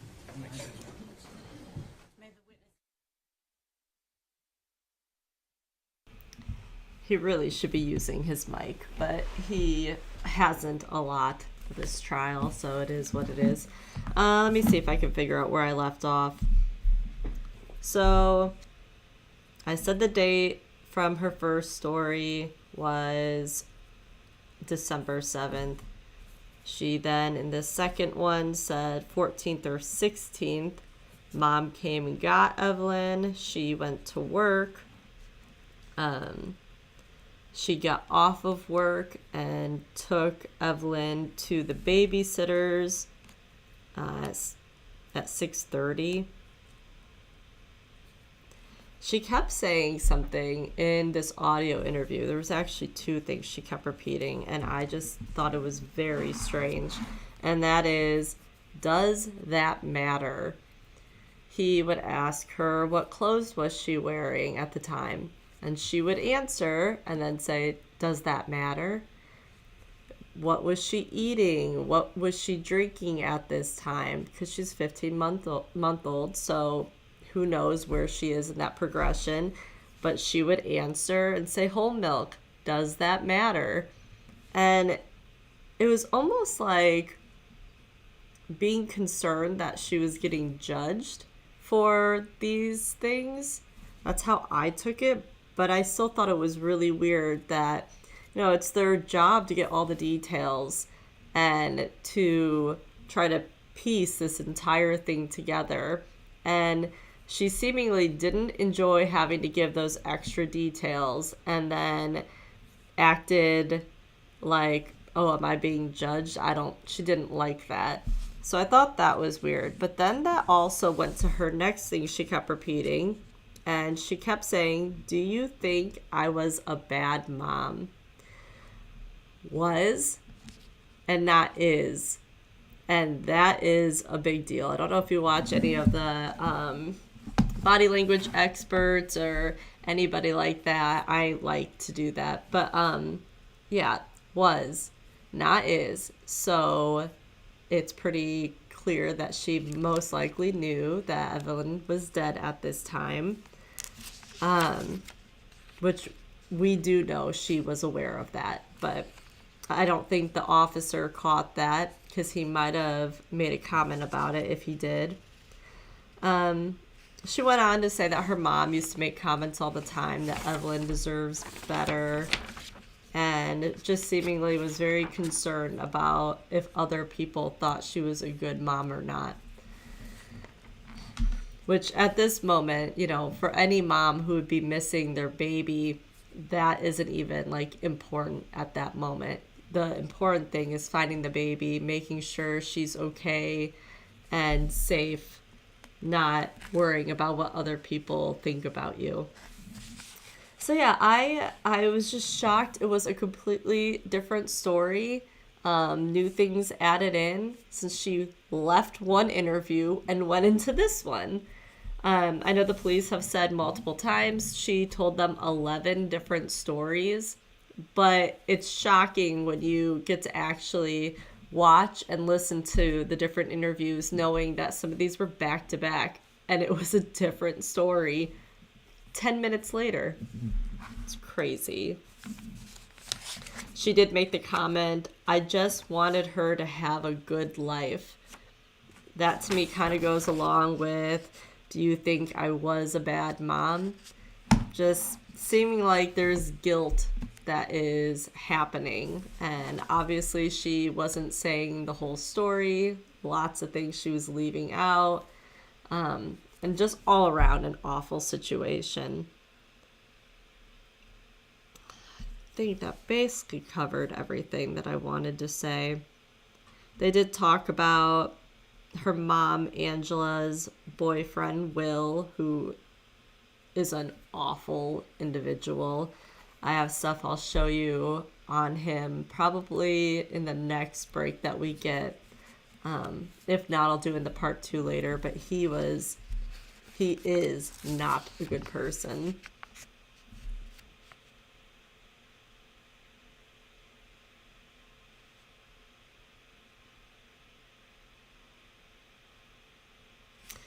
Yeah, so that pretty much covers it. It's shocking. And like I said, I think I'm in a pretty good mood today, but I have just had enough of all the lies. I think the police have been so patient. They are very well aware that something's very wrong. And they had kept telling her, we know you're not telling us the full story. It was very obvious she wasn't. And also her just adding in things into this story. So it makes sense that she is the number one suspect, and everybody else has been cleared. I mean, even her at the time boyfriend, although he says they weren't officially dating in that way, but Hunter, they were trying to piece together yesterday that he suffers from some different mental health issues, but they already did their whole interview with him, but also went and checked the facts of the matter of where was he at certain times. Is there a scenario that seems like he could have even been around this area? But no, he absolutely had nothing to do with it. So whether he has mental illness or not, it doesn't even matter. He's not a suspect. But she has always been the number one suspect. And she just kept digging herself deeper and deeper with these lies and stories. Something I said on while they were talking is that I don't know why the trial was pushed so far out. This happened in 2020, and obviously it's 2025. But even so, I didn't find anything on that. I did see that the prison or the jail that she went to, they have to give updates on if any of the females are pregnant. And they don't say the name, they're not allowed to.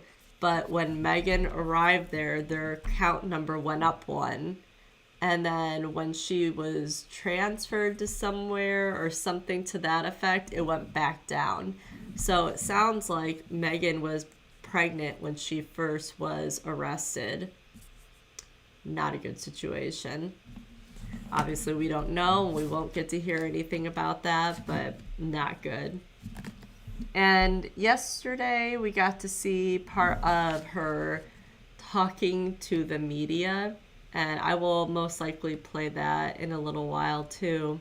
Like I said, if I don't do it on one of these breaks, I'll do it on my part 2 later. But her talking to the press, her emotions were just so off. Just smiling at weird times, sitting here saying that she's concerned her baby's missing, but then not focusing around that. It was just so many red flags, and it was hard to watch. But we'll watch it again in case there's anybody who missed it, because some of these days have been really long, and so I know not everybody can see all the days. So at least we watch the important stuff. So I'll do that later. They should be coming back on in just a couple minutes. When they do their lunch, that's when I end this part 1 and I go and turn on the Monica Cementelli's trial. That's like an hour and a half, 2 hours away from now, if they start on time, which they won't. They never do. I'm hopeful. Just gonna keep hoping that one day they'll be on time.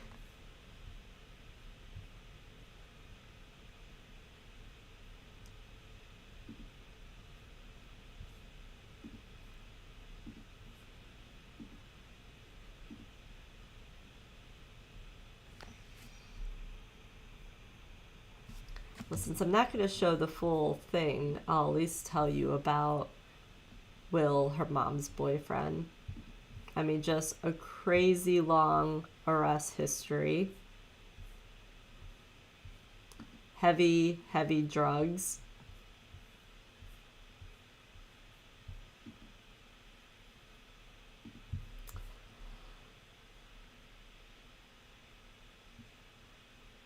Domestic assault, child abuse, neglect, violation of protection order.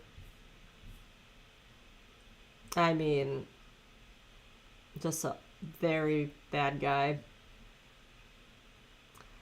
Tried to assault an 8-year-old.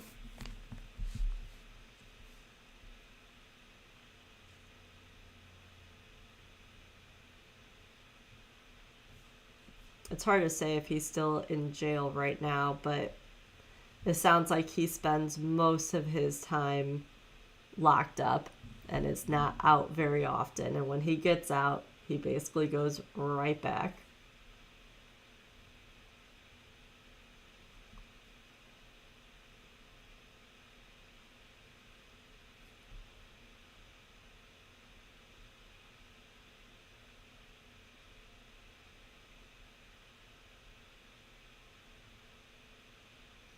Yeah, and Megan trying to put it all on her mom. That didn't happen at first. She wasn't saying, oh, my mom took her or anything like that. But her mom has such a long rap sheet of being arrested because of drugs and being an addict that I think to her it made sense to kind of put that on her mom because that's more believable. And I guess that's smart of her to try to do that, but the mom has cooperated with the police and says that she absolutely didn't do anything, but they have also done their research and have found that no, she did not do anything. She was nowhere near the areas, nothing. And I was talking about yesterday that it's really sad because Evelyn's grandpa, Megan's dad, I mean, he loved Evelyn. And he was the one that couldn't take it anymore. And her being missing for almost 3 months, he called the police and got this whole thing rolling. And it's so upsetting that there he is. He's going out. He's looking for her. He's trying to call people, trying to do what he can do. And Megan was in her own trailer, but then kind of living with Hunter, this whole thing. But then to find out that Evelyn was placed on his property and was found there, I think the grandpa just, I mean, he's beyond devastated, but there he is looking everywhere and she was there. I think it's horrible that she was placed there. I think the whole thing is horrible. But there was the one person who seemingly was trying to do good and help the situation, and that's what he got to deal with. So upsetting.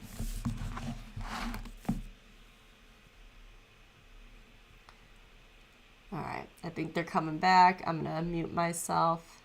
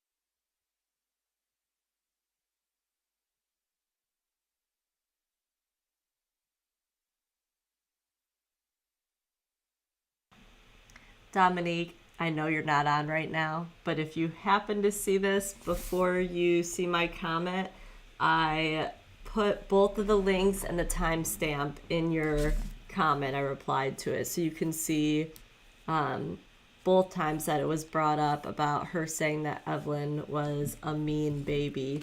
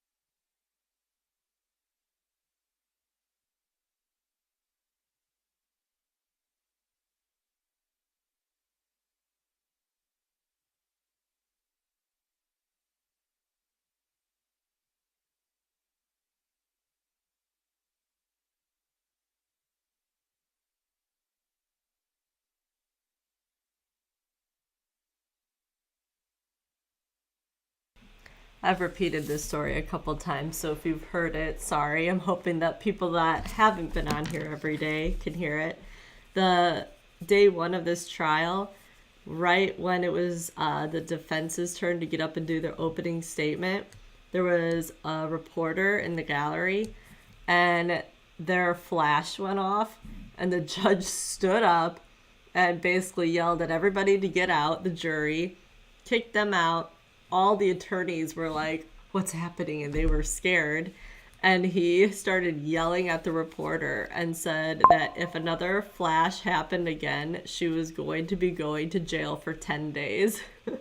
And he then turned to everybody and told all the reporters, if this happens, that is what I'll do. So it was an interesting way to start off this trial. And yeah, he is no nonsense at all. Very straight to the point. And I mean, I thought he's been doing a good job. I think it's kind of funny. When that happened, some of the attorneys even smiled a little bit later. I think they were probably afraid to do it when he was doing that. But yeah, so he's an interesting judge.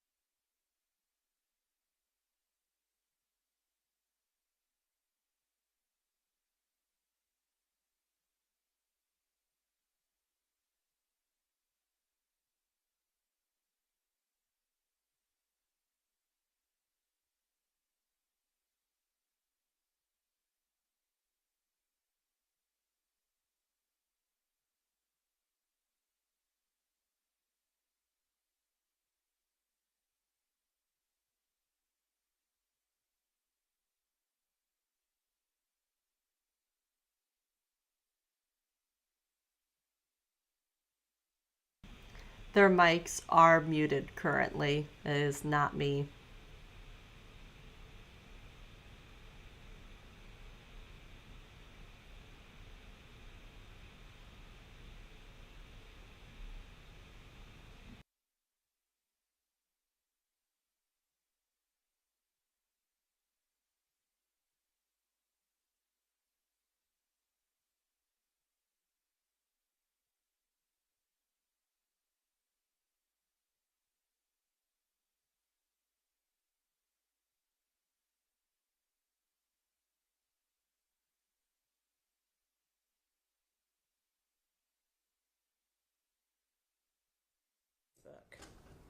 Yes.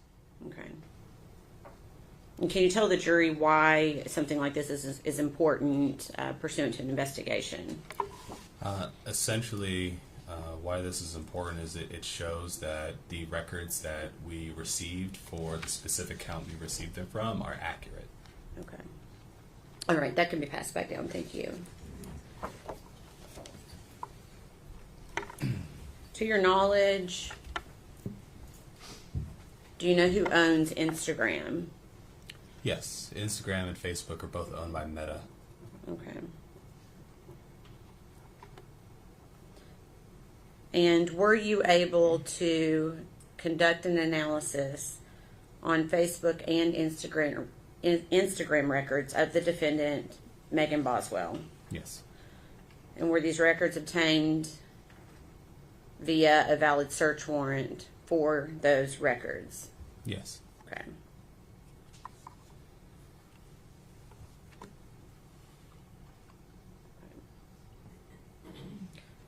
In reviewing, I guess let me ask you this. Were you able to review all of the information, not just the Facebook and Instagram records, but all of the information that you were provided regarding digital evidence in this case? Yes, I reviewed a number of different phone extractions as well as search warrant returns. Okay. Based upon this, were you able to identify conversations pertinent to this investigation? Yes. Have you identified and reviewed those in preparation for court today? Yes.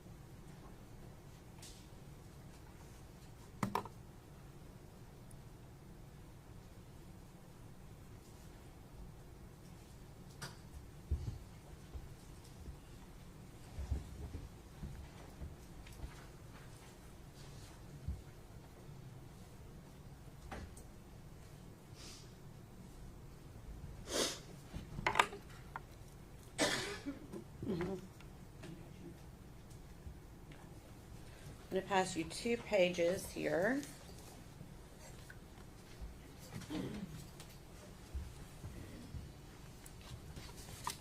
Take a look and see if you recognize that. I do. Okay. And what is it? So there are conversations that were located on Miss Boswell's Facebook account. Okay. And is it a conversation between the defendant and someone else? Yes. And who is the other person? It is Haley Spiro. Okay. And is that a fair and accurate representation of the conversation that you reviewed on Megan Boswell's Facebook search warrant extraction? Yes. Okay. And can you tell me the date of that conversation? This was on December 8th, 2019. Your Honor, at this time, we would ask that be admitted as exhibit number 231. Objection. Yes.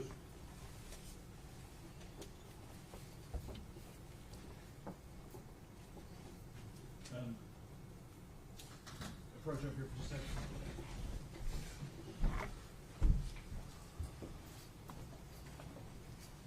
No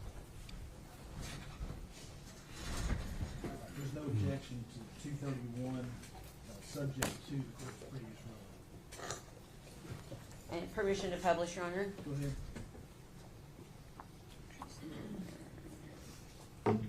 Okay.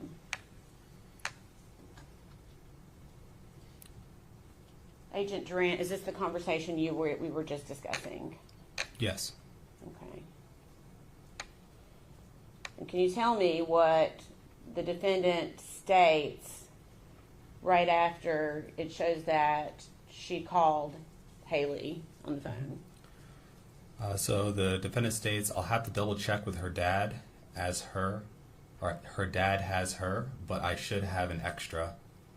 Okay. And then it goes to, I don't think I sent them all with him, but then again, I might have because I'm irresponsible. Okay, thank you.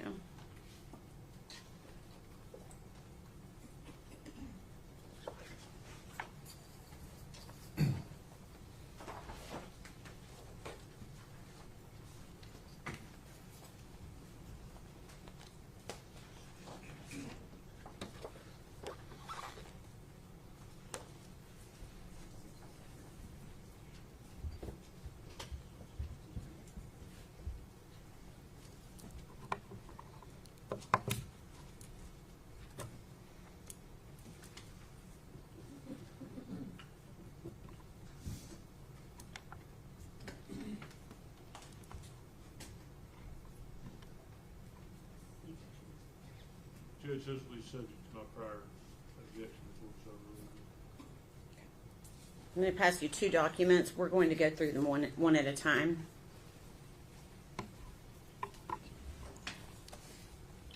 You could look first at the one with the earliest date on it, please.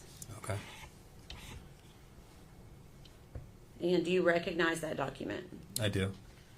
And can you tell me what it is? So it's a conversation between the defendant, I believe it was Alexia Roop. Okay. And what's the date of that conversation? December 18th, 2019. Okay. And then for the second page that I handed you, who was the conversation with on that second page? So this one was, and also a conversation from that Facebook social media proceeds, also between the defendant and Alexia Roop. Okay. And what is the date of that conversation? That is December 27th of 2019. Okay.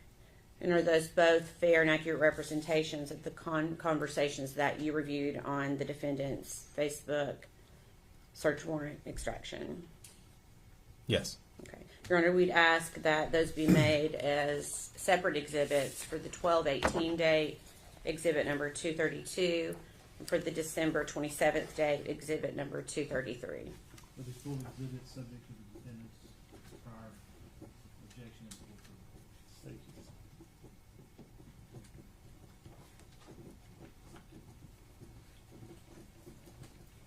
you. Thank you. Permission to publish.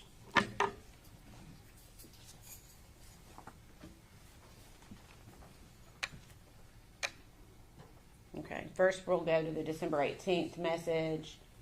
Alexia Roop says, so I'm probably never going to get this money, am I? LOL. And what does the defendant say? The defendant says, I'm really sorry. I've been busy. I've been so busy. My child's father took her from me, and it's been one thing after another, and I'm sorry I've not been able to meet and stuff. Sundays are my only day off, and the only time I really have to meet. Okay.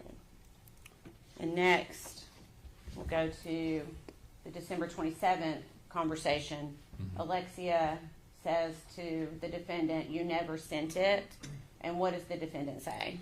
Defendant says, "I honestly have to get a new one, have to go get a new one. Can I give you my social? And you try that card. I put money on it again." And then Alexia says, "Yeah, I can try." And what does the defendant say? "I'm sorry. I'm just so busy and like in a custody fight with Evelyn's dad right now. And I'm exhausted, to be honest with you. And I'm trying to keep up with everything as is. I'm really hoping we can get that prepaid card figured out." Okay.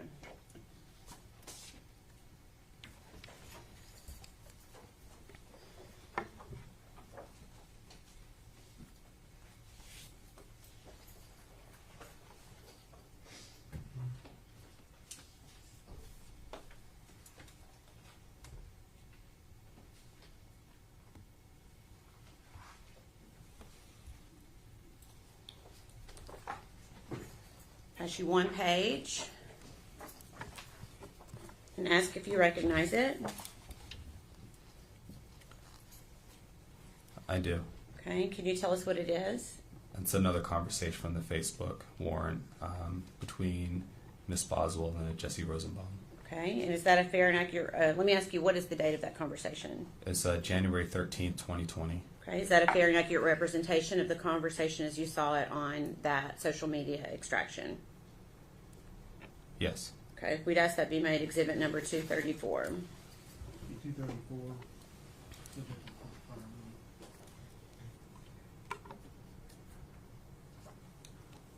Okay, permission to publish.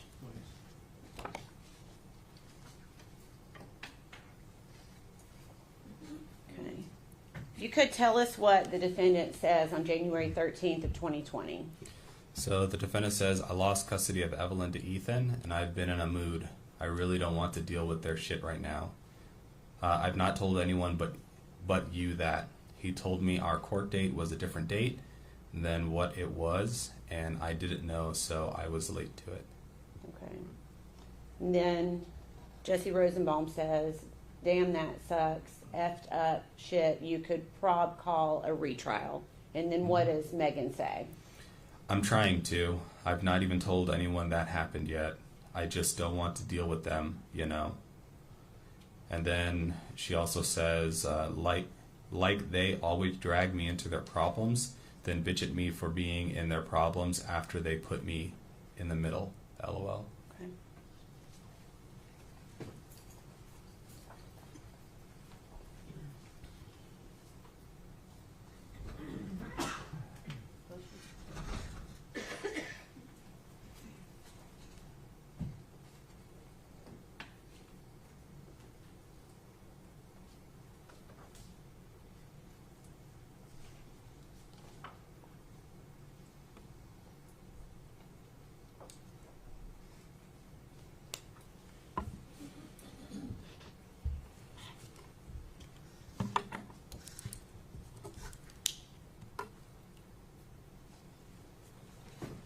And you 2 pages. Ask you the same thing if you can recognize them.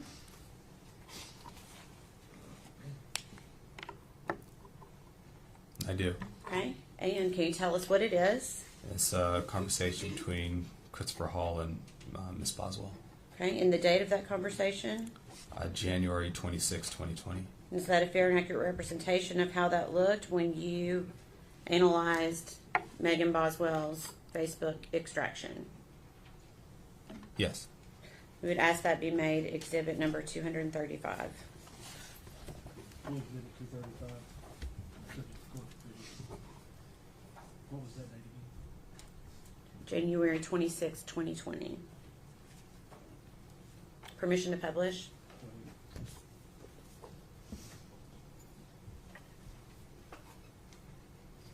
Okay. So Christopher Hall asks, "How's Evelyn?" And what does the defendant say? Defendant says, "Good, mean as fuck." And he says, "Aw." And what does Megan Boswell say? She says she hates me. Okay.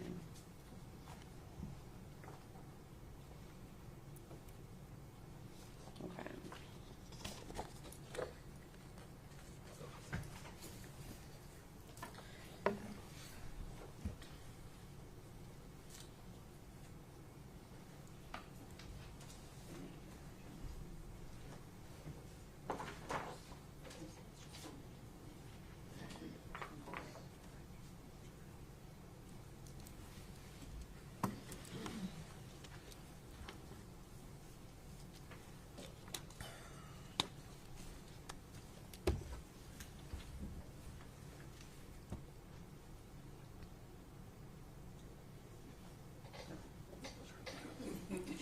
May we approach her?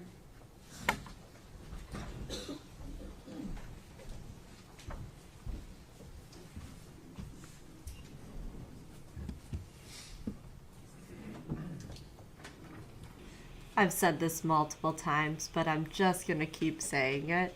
I think it's so weird to describe a 15-month-old baby as mean as F.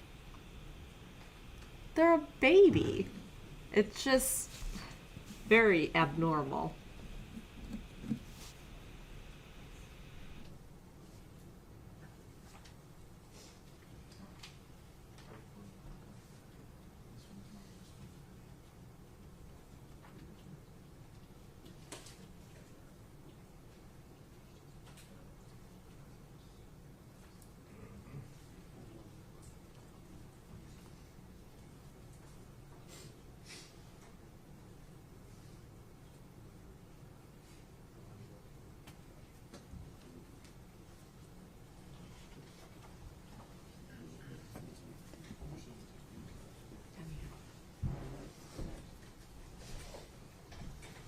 Okay, I'm going to pass you 2 pages. And ask if you can identify that. Yes. Okay, can you tell us what it is? So it's this was a conversation on Facebook between the defendant and Miss Shirley Lowry. Okay. And what was the date of that conversation? This was February 18th, 2020. Okay, is that a fair and accurate representation of the conversation from the defendant's Facebook extraction? Yes. We'd ask that be made exhibit number 236. The full exhibit 236. Pursuant to the court's order. Permission to publish. Go ahead. Okay.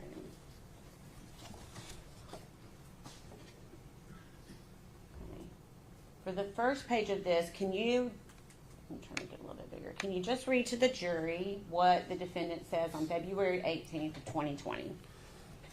So the first message that comes through is hello, question mark. The next message is, if you want to know what's going on, I couldn't bring Evelyn over because Ethan wouldn't let me pick her up, and I have court in the morning. I'm sorry, and I hate to be rude about this, but you don't have any rights to my child, and what goes on between me, her, and her dad stays between me, her, and her dad. So the following message is, I have court in the morning to set up a specific plan where he has her 1 week and I have her another. Okay. And is that conversation, let me make it smaller. Okay. And then for the record, there's a photograph there, is that right? Yes. Okay, and what does the defendant say after that photograph? She says, this was her when I saw her last weekend, and then follows up with, if dad didn't flip out when I come on the property, I'd bring her by. Not that it's any of your business, though, and don't involve anyone else in it. Okay, I'm going to leave that up for just a second because I want to ask you some questions about this photograph. So again, we're looking at the date, February 18th, 2020. Is that right? Yes. And that's the date the message was sent to Shirley Lowry. Yes. Okay. Were you able to determine, based upon your analysis of the defendant's Facebook, is that picture an accurate representation of being taken the weekend before February 18th of 2020. No. Can you tell me how you know that that picture is an old picture? While reviewing the conversations from the search warrant proceeds, I located that same photo, which was sent to Ethan on November 30th of 2019. Okay.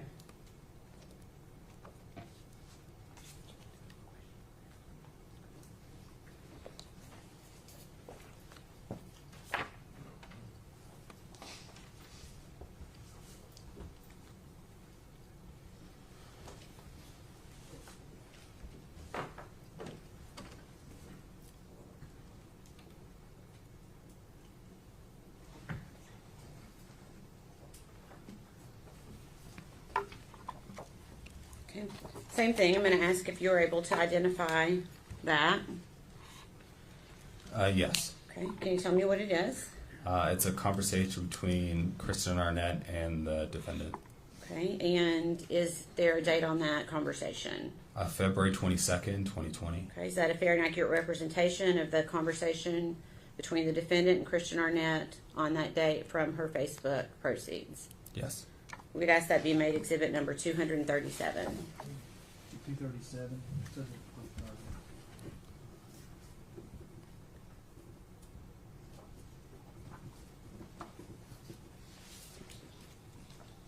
Permission to publish. Okay. I'll try to make this one a little bit bigger.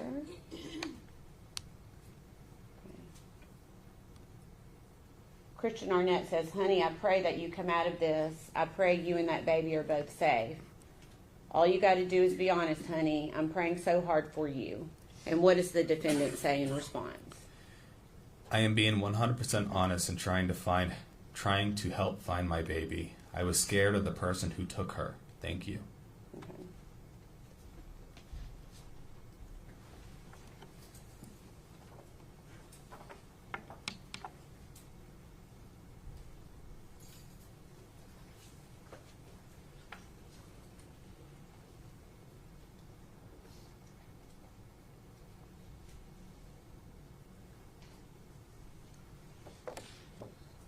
Okay.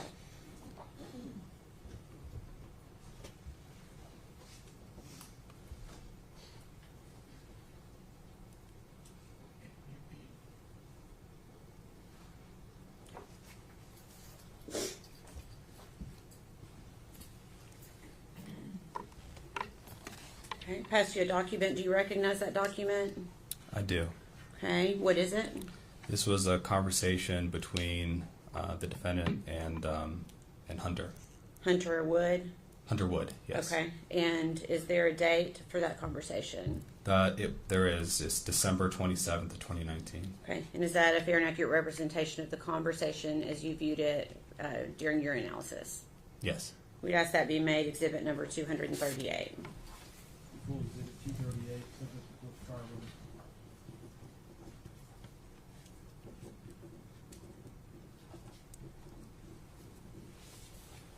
And permission to publish. Okay.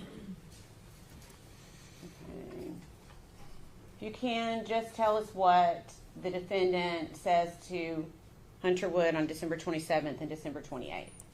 On December 27th, the defendant says, "Text me again so I have your number. I ended up just swapping phones with her."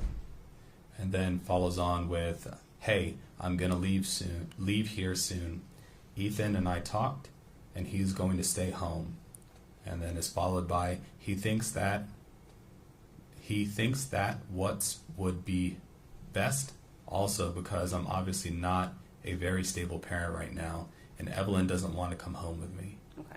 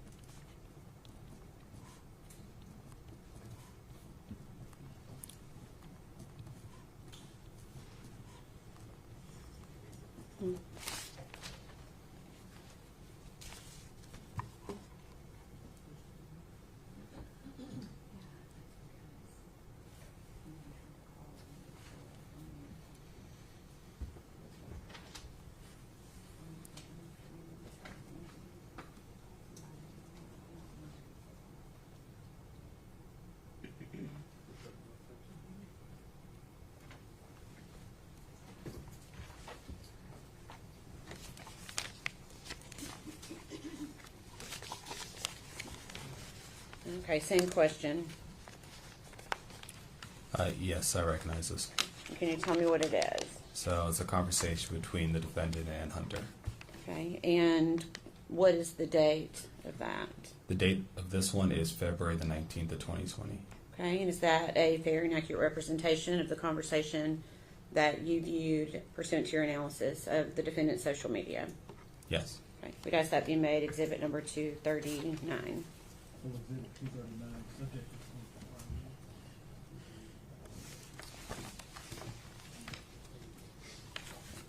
And permission to publish.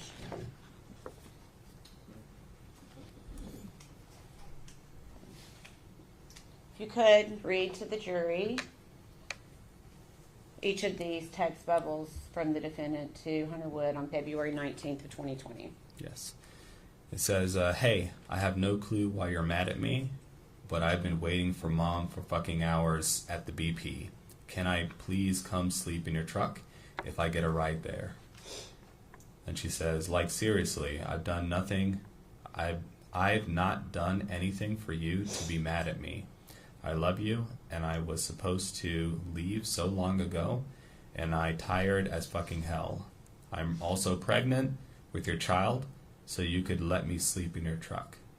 I'm gonna just come anyways and sleep in it when I can find a ride.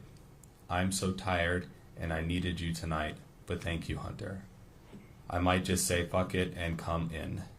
And then she tried to call, and Hunter missed a call. And then the final one is, I've tried to call. Okay.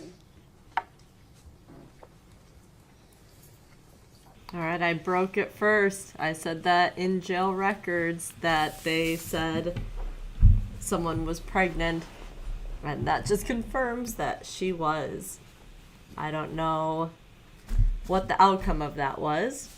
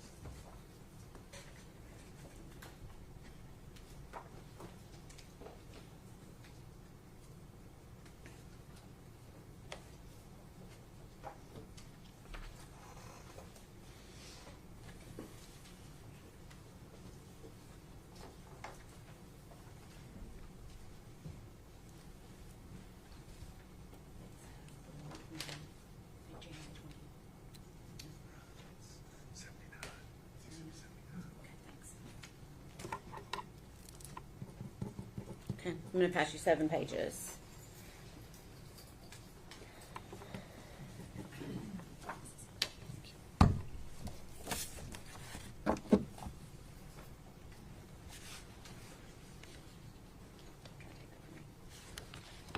Take a moment to look through that.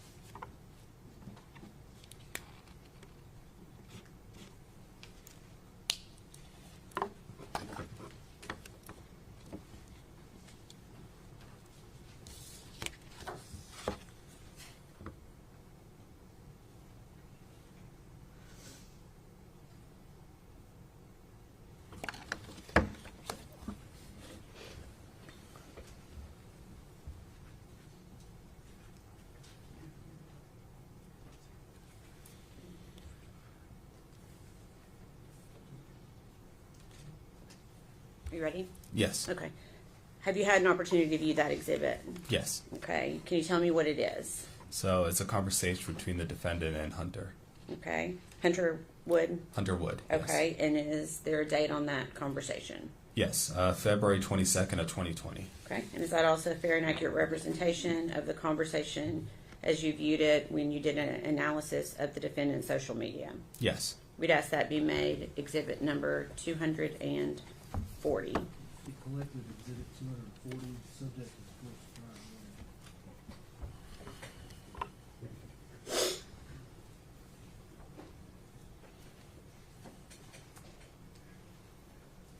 Permission to publish. Go ahead. We're just going to go through it page by page. Okay. Okay. Okay. What does Megan Boswell start out saying on February 22nd of 2020? The defendant states, "Hey, I texted you just so that you know it's really me. And Hunter Wood says, change your Facebook name. And what does the defendant say? I will in a few. Will you please bring me a change of clothes? TBI is in North Carolina with my mom. Literally, I don't care what clothes are. I just don't have anything at the moment." And Hunter said, they said there was no baby with her, though. I'm at my mom's. And what does the defendant say? She's still under arrest and being questioned. Can you please do that for me, though? And then Hunter says, yeah, but where's the baby? I just want the baby to be found safely. And what does the defendant say? Dad won't let me go anywhere because of the situation. Hunter, I can't disclose stuff to you on here about what TBI is doing. Then Hunter says, but please assure to me that the baby will be found and brought home safely. Let's see if I can make this a little bit bigger. Then what does, I'll scroll down in a second, what does the defendant say in response to that? Hunter, I have full faith in the TBI and everyone I've spoken to that they will get the truth out of my mom and bring my baby back to me. Can you come talk? ? Or your mom? ? I just can't disclose anything much more over the internet at this point in time or over the phone, and I hope you can understand that. Okay, I'll move that up a little bit, and if you could continue. If you don't want to, I'll speak to your mom and she can tell you. Also tell her thank you for reporting the car missing. If mom has told you anything that is off-putting, please let me know. If she told you anything at all. Please tell me, please, anything at all. Did she ever mention Mendota to you? She kept trying to take me there, and I'm trying to find a ride up there to go looking. Okay. Oh, I'll make this one smaller. Okay. And what does the defendant, I guess it's a continuation from the last page, what is she saying? So please let me know if you know anything about Mendota. I know it's late, but can you take me somewhere in Mendota, along a river? Mom used to talk about it. And Hunter says, get your dad or TBI to take you. And what does the defendant say? I can't get a hold of David, and there's no way in hell Dad will take me. Okay. And then what does the defendant say? David's not replying to me, probably because they're down in North Carolina dealing with my mother. And then Hunter Wood says, I'll contact Chris Wilhoit and see what he says to do. And what does the defendant say? Who is that? I don't know exactly where it is. And Hunter says, the leading TBI agent. What does the defendant say? I just know a river in Mendota. Someone told Dad they wanted to talk to him. Okay. And then what does the defendant say? Same place Mom got arrested for trespassing in Scott County, Holston River.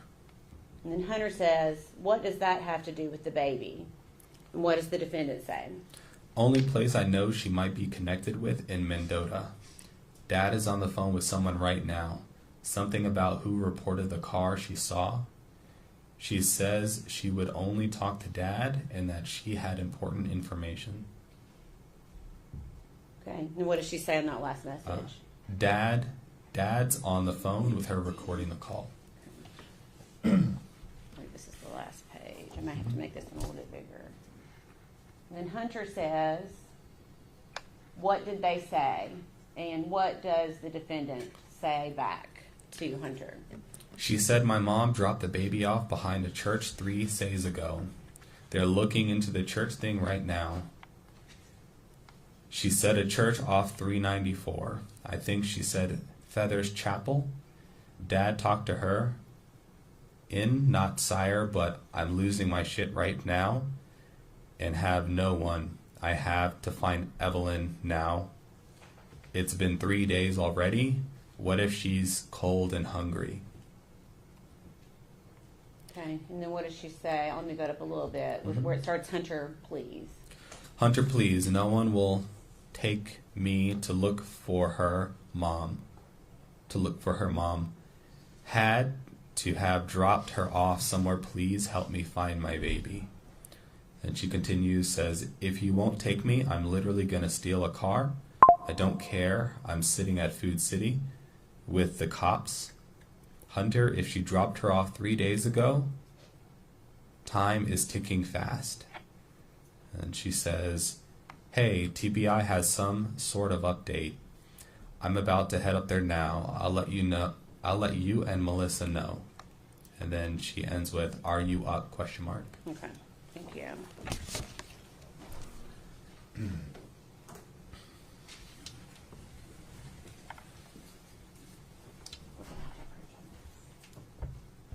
Your Honor, may we approach? Well, Hunter does not and did not believe her at all.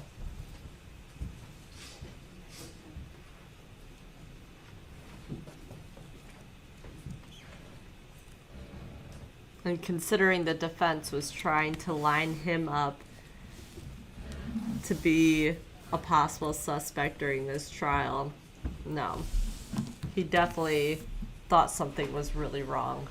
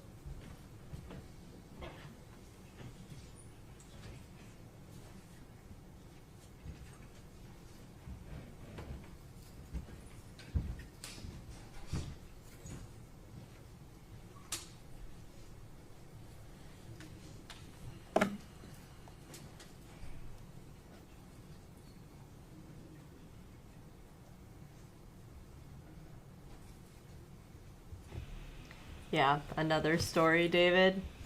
Yep, it's just another one. 11 different stories.